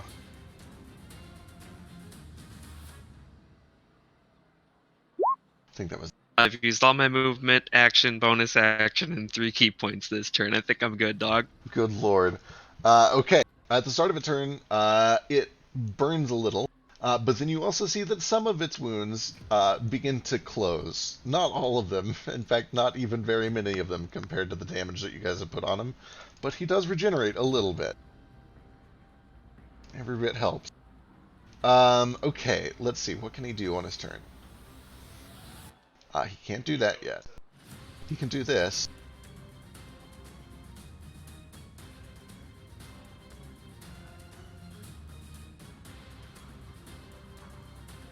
He hunches down onto his legs and then leaps up into the air, landing kind of over here behind you, right next to you, though. It does technically trigger. Does it leave my range? It does. Good. But you have disadvantage on the opportunity attack. If you take it. I absolutely do. God damn it. So yeah, he starts to he doesn't jump. Nope, he doesn't. You sweep the leg as he's trying to jump, and he just kind of flounders on the ground. In fact, I think it is here. Which means he doesn't land on top of you, and you don't take the dex, or the bludgeoning damage. And I think it also means... Sentinel. It's so good. It also means that he is out of range for that. So he's going to do this instead. Oh wait, he doesn't do that yet. Okay, perfect. That's what are his you whole gonna turn. do? Eat me? It's his entire turn. Perfect. Excellent. It's like the frogs in Pikmin. I hate them. All right, Gale's up. Oh my god, I'm already up. You're already up. +1 dex finally paying off. Or already paying off, rather.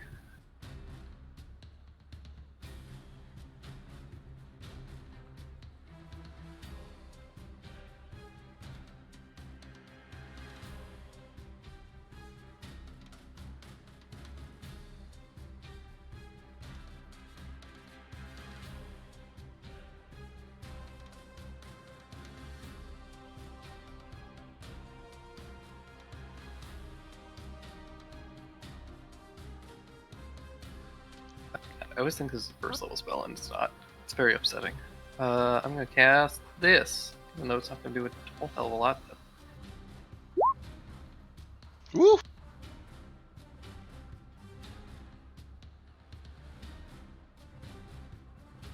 Now I'm gonna shoot him. God damn it, you have advantage, 31. don't you? Sure do. Son of I'm a gunner now. son of a bitch. Gale, learn gun kata. Vatu is 10 feet away. God damn it. So you run up to this thing, and it is like trying to shoot at a boulder. This thing is just solid bone. It looks like an impenetrable fortress, but you don't give a shit. Wow. You're a kobold. You mine through rock. You find the valuables. And you can see that there are two beady little eyes in each of its tiny little alligator turtle-shaped heads. And you line up a shot, and you go straight for the eyes and slam in for 14 points of damage. God, The that is piss ratful. damage. The Ratful Smite is doubled too. I mean, branding, right? It sure No, is. that hit on the first one. Oh, okay. Oh, you're right. Oh, I only yeah, saw you're the right. last So another 10 from the first hit, and then another 9 from the branding smite. And then it begins to shed some light as the entire shell lights up.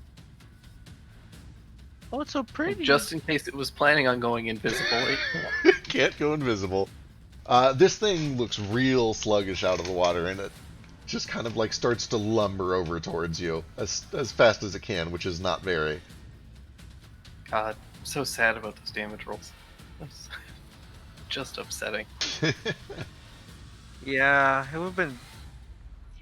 Sorry for setting the bar so high. Alright. It's okay. Anything else? Yeah. Toad used all his movement to get over there, and I used my bonus for branding, so Alright. that's it. As much as I'd love to action surge. Right. Okay, that brings us to Meatwall.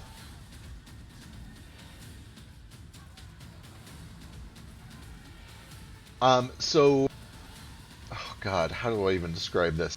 There is an unnerving sensation as you watch this seemingly boulder-like static tank of a shell suddenly kind of start to shift and move as if it was organic.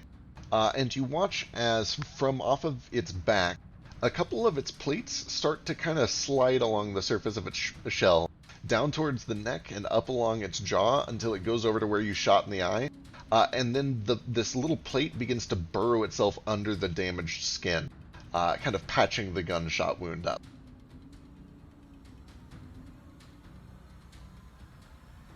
Well, axe wound. Axe Oh, wound, right.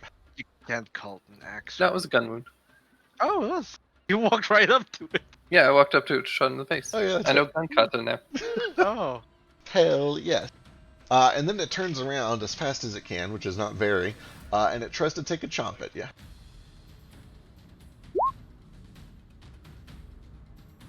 Oof.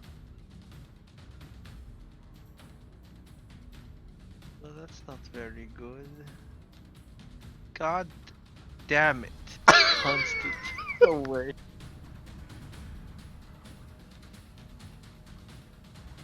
I just healed that. You can take it. You're a beefy boy. Can't take many of those though, but yeah, I'm good. Oh, and I missed this. Actually, let me put this on initiative so I don't forget again. Hang on.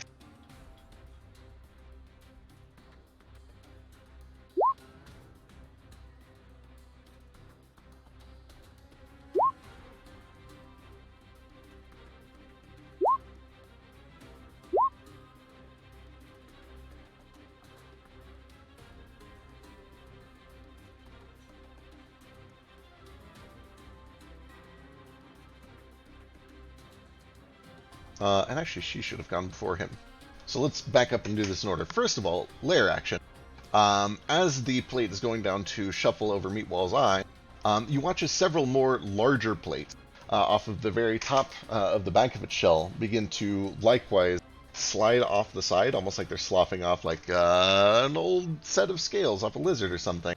But then when they reach the rim of the shell, they pop free, and you watch as the edges with these tiny little fiber-like legs begin to carry them like starfish over towards Fishstick, swarm all around Fishstick, and then buckle down all around him like armor, almost like scale mail armor around Fishstick. God, gross.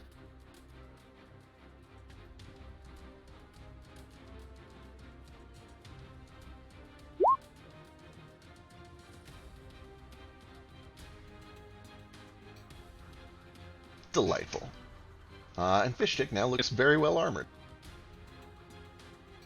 98 AC? I don't know. Then we jump down to our good friend, who's going to fire some arrows.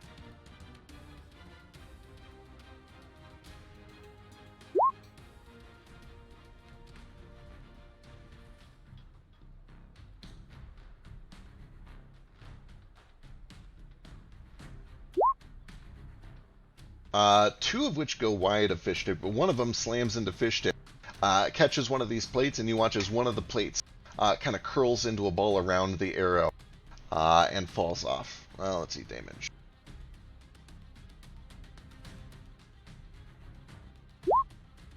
Cool. And then she is going to leap over the railing and down into this area to get a little bit closer, but not too close. Then it goes to Meatwall's turn, and he bites Toto, and then it goes to Mope's turn, who is still among the dead. Then it goes to Flick's turn. Okay, cool. I thought everything would be dead. Neat.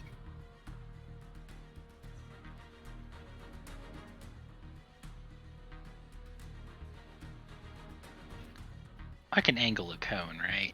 Sure can.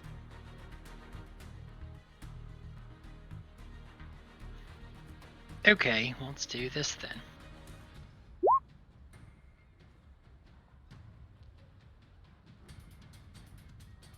Oh boy.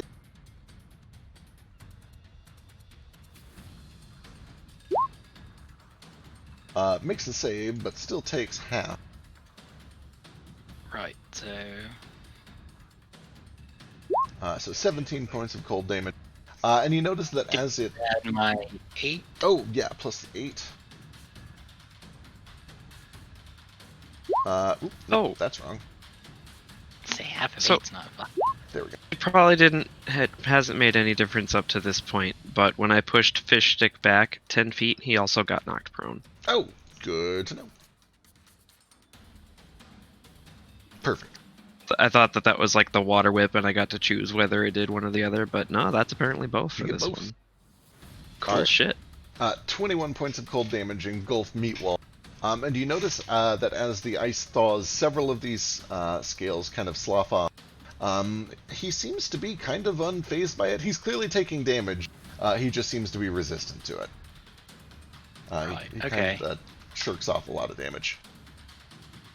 Bastard. What about our friend Fish Stick, though? He's in range.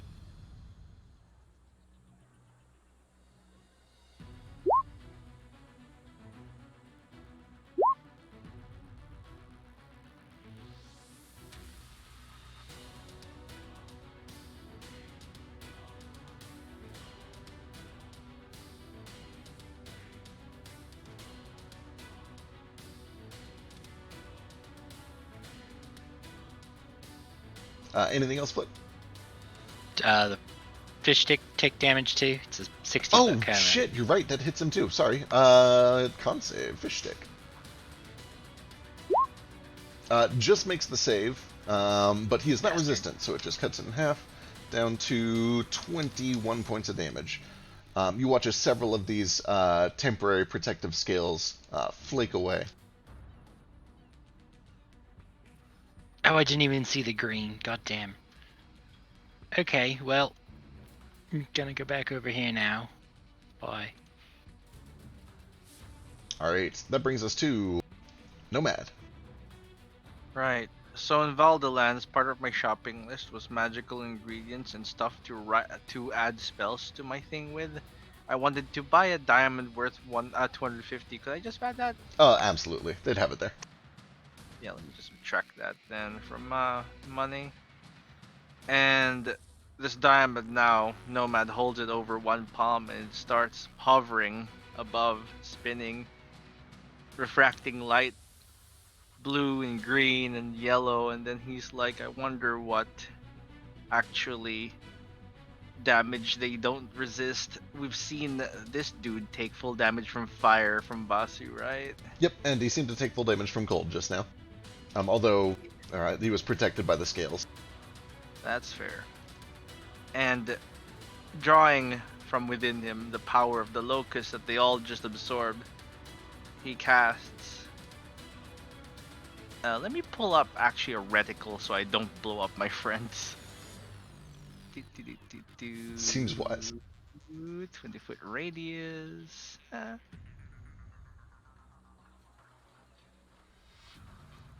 This good? Yep, that'll hit them both. Casts.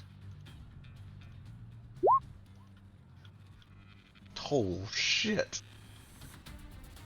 And it's fire damage. Alright. Fish Stick, who's already on fire, also fails the save, and takes an entire 41 points of fire damage.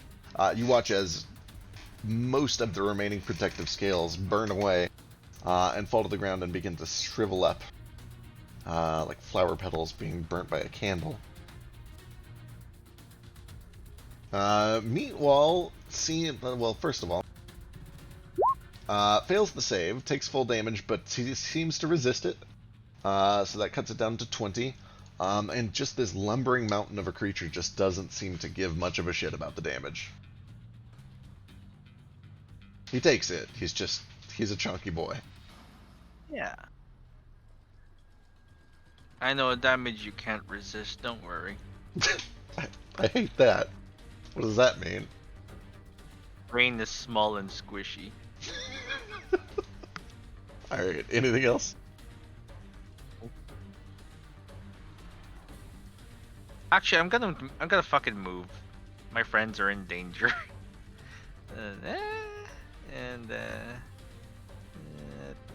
Yeah, that's as far as I can go. Alright. That brings us to Elise. Elise is gonna hop over into the sand, start running over this way. She'll tabaxi dash, actually, she can get all the way up. She'll summon Spiritual Weapon. 27 does hit for some force damage, which it seems to resist. And then she swings.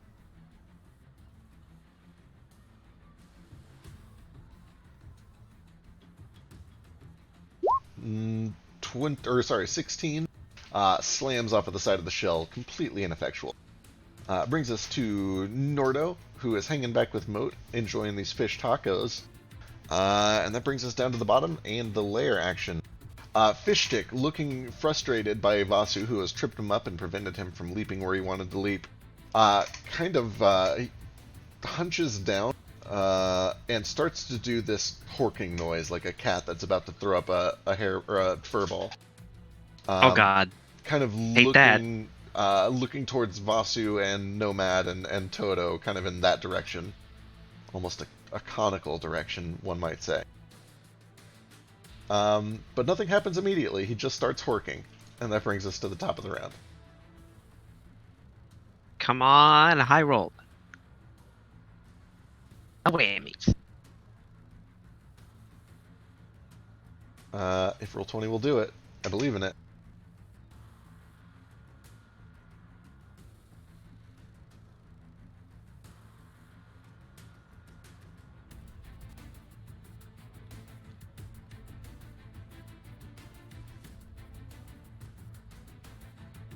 It's getting there.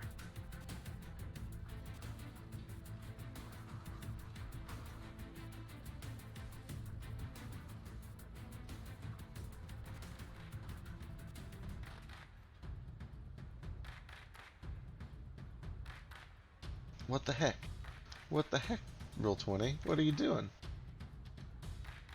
Did it not work?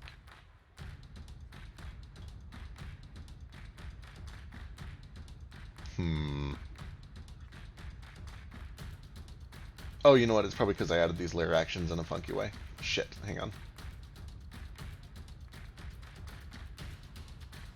Re-roll everything.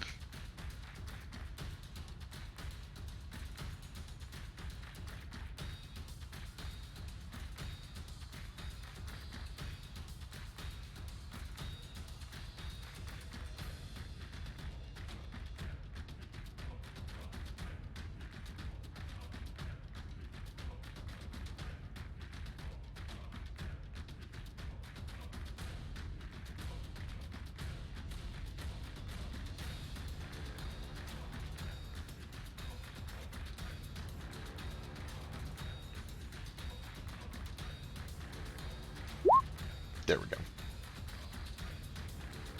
See who goes.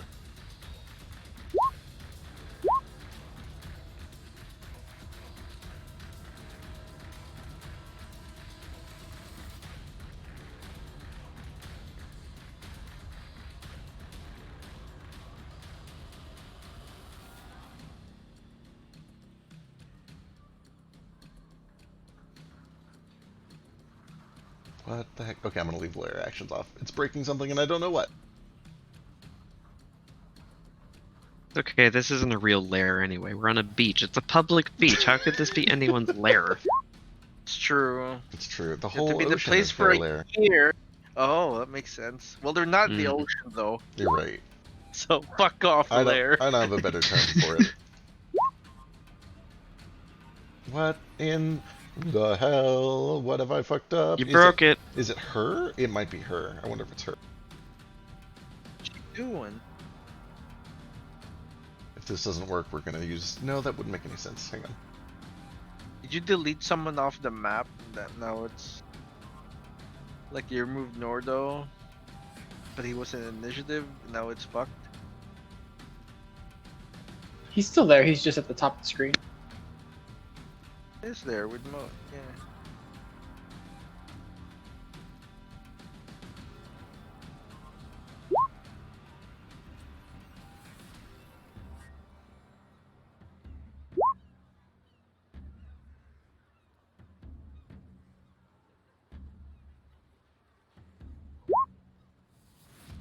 There we go. Okay, it was her. Anyway, back to the top. Vasu's up. Okay. First, I'm gonna swing on Fish Stick. Who's gonna come out and give me advantage?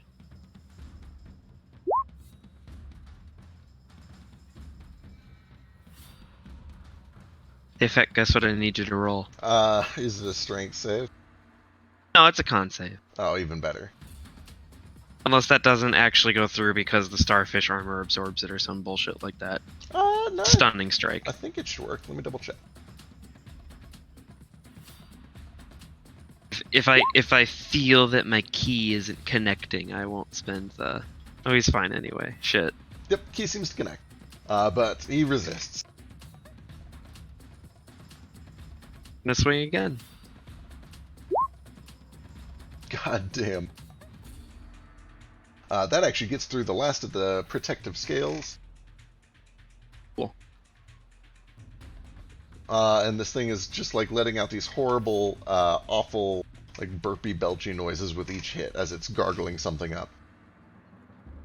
Hate it. I need another con save. Don't want it to vomit on me. It looks like it's gonna vomit God. all over. Hey, I just need to kill it then. I'm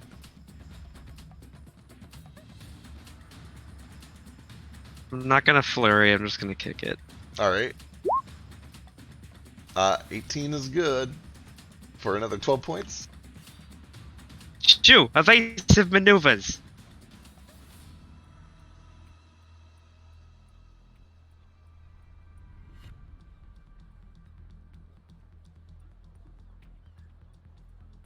Alright, you guys get the fuck out of Dodge. He's gonna tuck himself under my hood, and then I'm gonna use one of my now unlimited dashes. I don't know if that actually helps Shoo too, but if Fish Stick does make an opportunity attack, it's now at disadvantage. He doesn't. He seems to be not able to currently take Focusing reactions. on the bomb. Got it. Yep. He's real intent on this bomb. That's the title. That's the episode title. And before that goes off, we get lair action 20. It's not an initiative, so I gotta remember it. Lair action 20 is this boy. You watch as more plates swarm off and over to Fish Stick.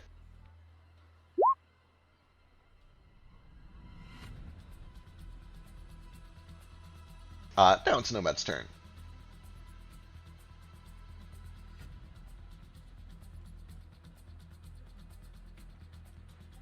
How about no? Is going to connect with Fish Stick's head. Going to increase the DC of this to 20. Shit. How about you turn away from me and run? Big old fail on that. Takes 13 points of psychic damage, which it does not resist. That's a Fish Stick. And it must use its reaction to move as far as its speed allows away from you, which it does. It moves. Let's see, 4 to 4. 10 feet. 5 feet. But that does trigger from Gale, Toto, and Elise if you want to take opportunity What? attacks. Oh, Fish Stick. Oh, Fish Stick. Fish Stick. Fish Stick. Several times. Sorry. Yeah. Yep, you're right. Let's see. That still would have been a fail. That is still 13 points He's of preparing psychic. to vomit, right? Sure is. Yeah. That's a. Me too. I'm like, no, turn away now. Let's Do see. that in the ocean. Takes the damage and is unable to use its reaction. For the same reason it couldn't do it on No, Vazu. get off the carpet! Get off the carpet! It's gonna be gross. God, we've all been there. I'm gonna move over here or something. Boop. Yeah, still facing that direction. Good luck, everyone else. Alright. That brings us to Flick. Okay.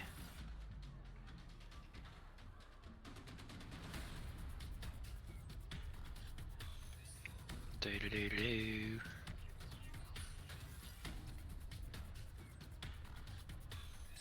There's just this awful. It's like a mix of a frog's croak and a cat's puking noise.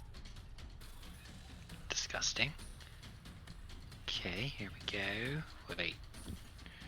Why are none of you near it? Why would you do that to me? Because it's about to puke on us. Were you not paying attention? Yeah, but 24. I could have had. You're a Sneak attack swashbuckler. You're a damage swashbuckler. Oh, right. You You get know, it. You get it. Remember your own class abilities, Nick. I don't remember anything about myself. It's fine. It's 2d6, right? It's 2d6. Do boy. you have advantage from? Oh, he's prone. Yeah, that's a crit. Yeah, he's Oh shit. Double damage again. 31, Do it again. 39, 43, 46. 46 points of damage, just ripping and tearing through these protective scales. They fall away in hordes and droves, frozen at the edges. As you peel each one back, each one kind of looks like a living sand dollar. I don't know if you've seen that, but kind of looks like Yeah. a bunch of those. Weird. Okay, bye. The weird fibery hairs around the edges. Probably have to dash to get over here, but it's fine. Alright, he's not able to react as you walk away. He can anyway, because of my feature that I remember that I have. That's a good point. Nordo and Moat are shoving the last bits of their tacos in their mouth, which brings us to Ace. Well, he's prone, so shooting him is bad. So I guess I'm going to shoot Meatwall instead. Well, actually, you know what? I'm going to shoot the moment. I'm going to wait. I'm going to hold my action to shoot him whenever he stops being prone. Alright, sounds good. So as soon as he stands up, you're going to shoot?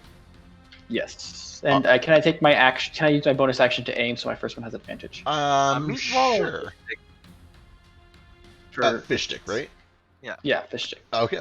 Vomit boy. Alright, bonus action hide and then ready action. That gets us to Fish Stick's turn, and he does stand up, so you can take your shot. Hell yeah.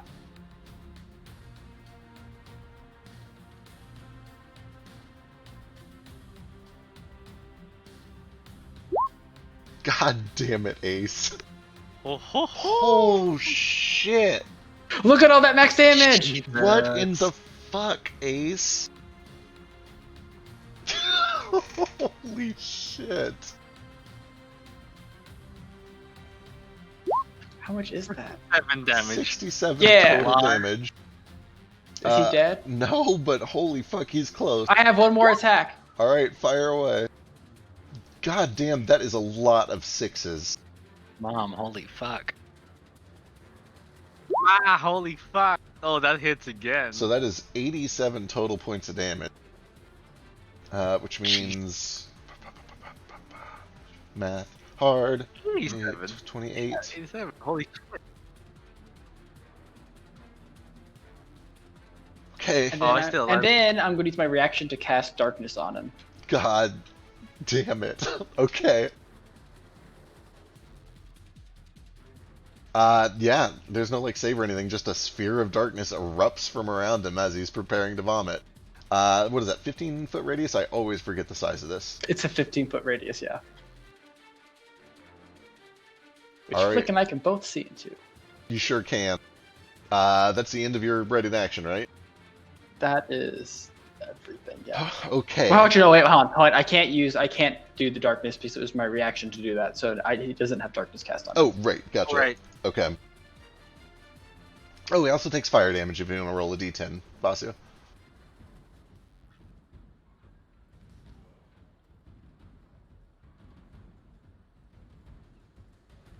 Also?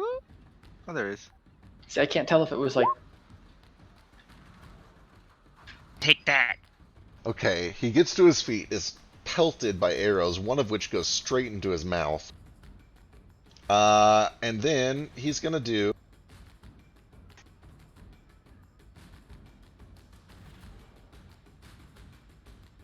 come on, roll 20. Please cooperate with me. A feast spew. The what? Beast spew. I wouldn't worry about it. Just give roll 20 a second to reload. It's being real finicky today. I'm assuming he's gonna puke his food on us. Yeah, so all of his horking finally comes to a culmination. and you watch as this acidic dribble begins to pour out of the corners of its mouth, and then bubble in the froth until eventually it just erupts in a cone, narrowly missing Vasu. It's a 60-foot cone, here to here. Hitting... actually, are you within 60? You're just within 60. So Nomad, Flick, the halfling. However, Toto and Gale are protected by Meatwall, who gets in the way. Actual wall. So I just need The Flick, the halfling, and Nomad to give me some Constitution saving throws. No, it's con. Damn it. Fuck.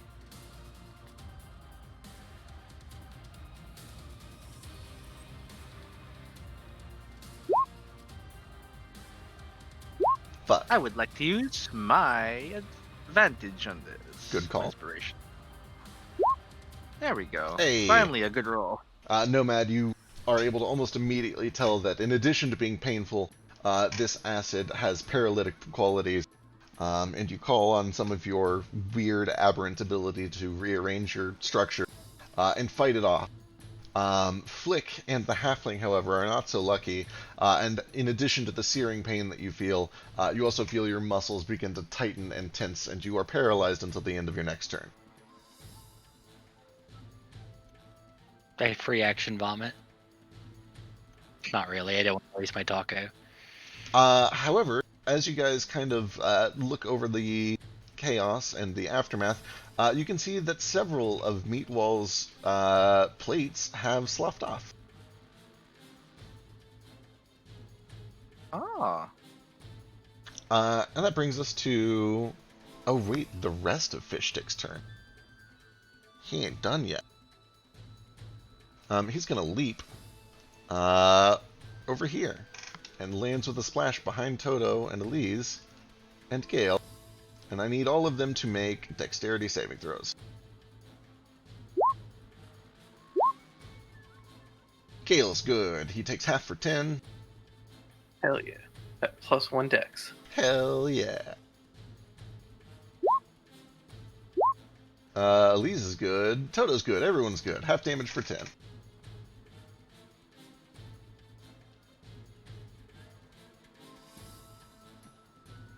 And then almost immediately after he lands, he hunches down, begins to shudder, and then several pores open along the backs of his shoulder blades, and out pops a bunch of weird slimy goop. And I need another set of dex saves from those same people. And Meatwall.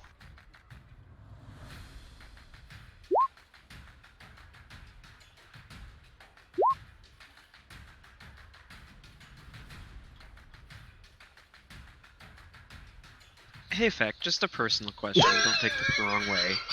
Uh-huh. Is everything in this campaign so fucking gross? I don't know.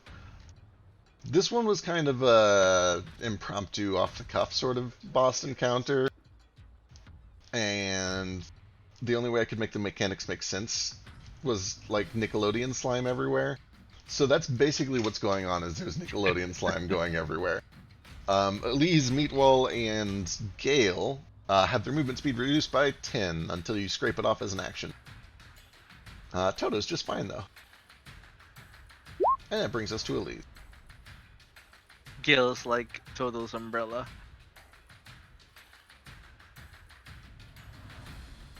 Joke's on you.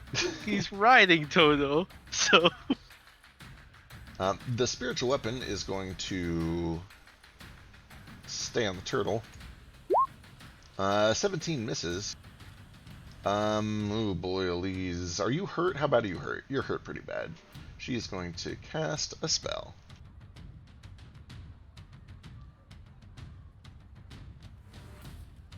Uh, 28 health for Gale.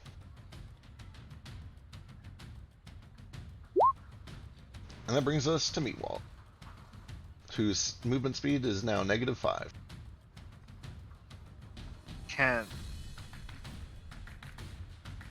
However, it is going to turn, and this time it's going to chomp with both of its heads. Once on Elise,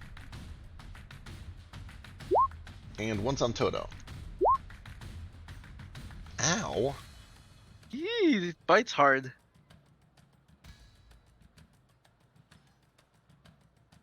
That brings us to Gale. Okay. There's. I'm surrounded now. That's not nice.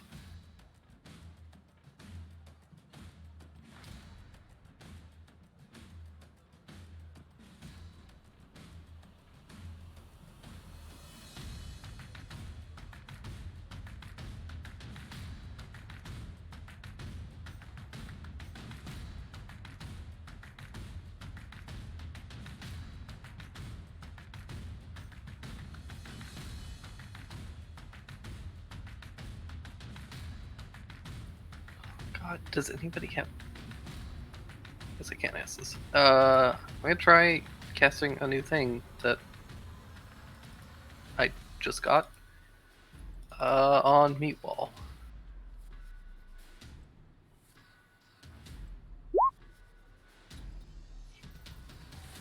So he needs to make a con save, which I'm sure he's amazing Ooh. at. And it loses resistance to that damage type. God damn it. Oh, okay. It makes a save at least. Yeah, I kind of figured. Rolled 19 though. It was worth a shot. With my bonus action, I'm gonna have Toto do a. I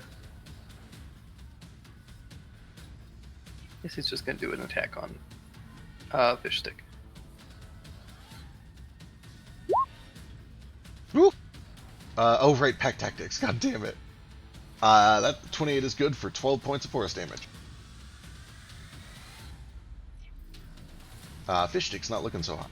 Oh, shit. I did forget to do his regen, though. That helps a little.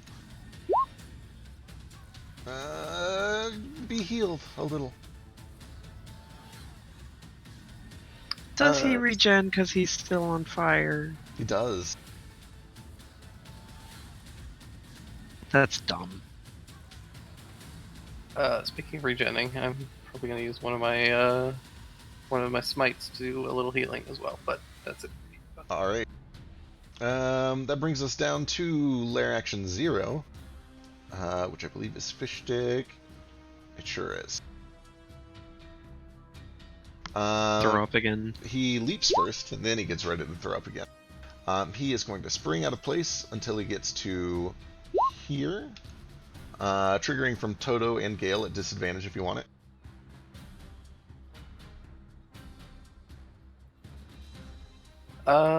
Sure, we'll take it. Woo! Spicy. Toto, Good lord. my son.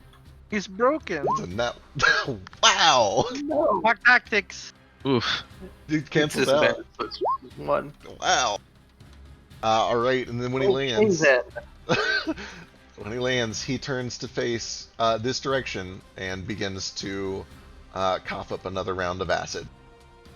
But that's 2 rounds of combat, and I think we should save some, partly because it's getting late, and partly so Nordo can smack something in the face when he gets back. So that's where we'll pick up next time. He just wants to get that fish stick. But that's in 2 But weeks. Fish Stick is so close to dead. Come Yeah. on. He's so close. Yeah, it's also Okay, in one more 2 turn. Roll initiative to see who goes first next, and if it's me first, let me kill Fish Stick, 'cause I'm gonna do it. I could kill fish. I can It's kill fish stick slick. too. He's gonna Yeah, kill Ace will Fish Stick. definitely kill Fish Stick.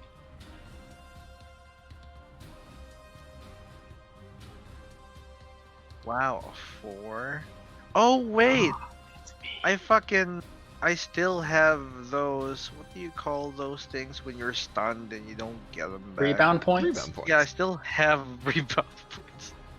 If you want to go and burn one, you can burn it. Yeah, I give myself initiative 30. Perfect. I will move you up, and that's where we'll pick up. No longer have rebound points. I guess I can All right, gentlemen. I will see you guys in. Well, we'll see some of you guys this weekend, but I'll see most of you guys in 2 weeks. 2 Godspeed weeks.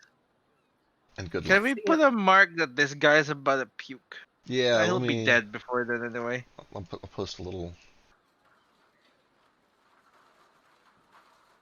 There we go. Puke reminder. Don't like that.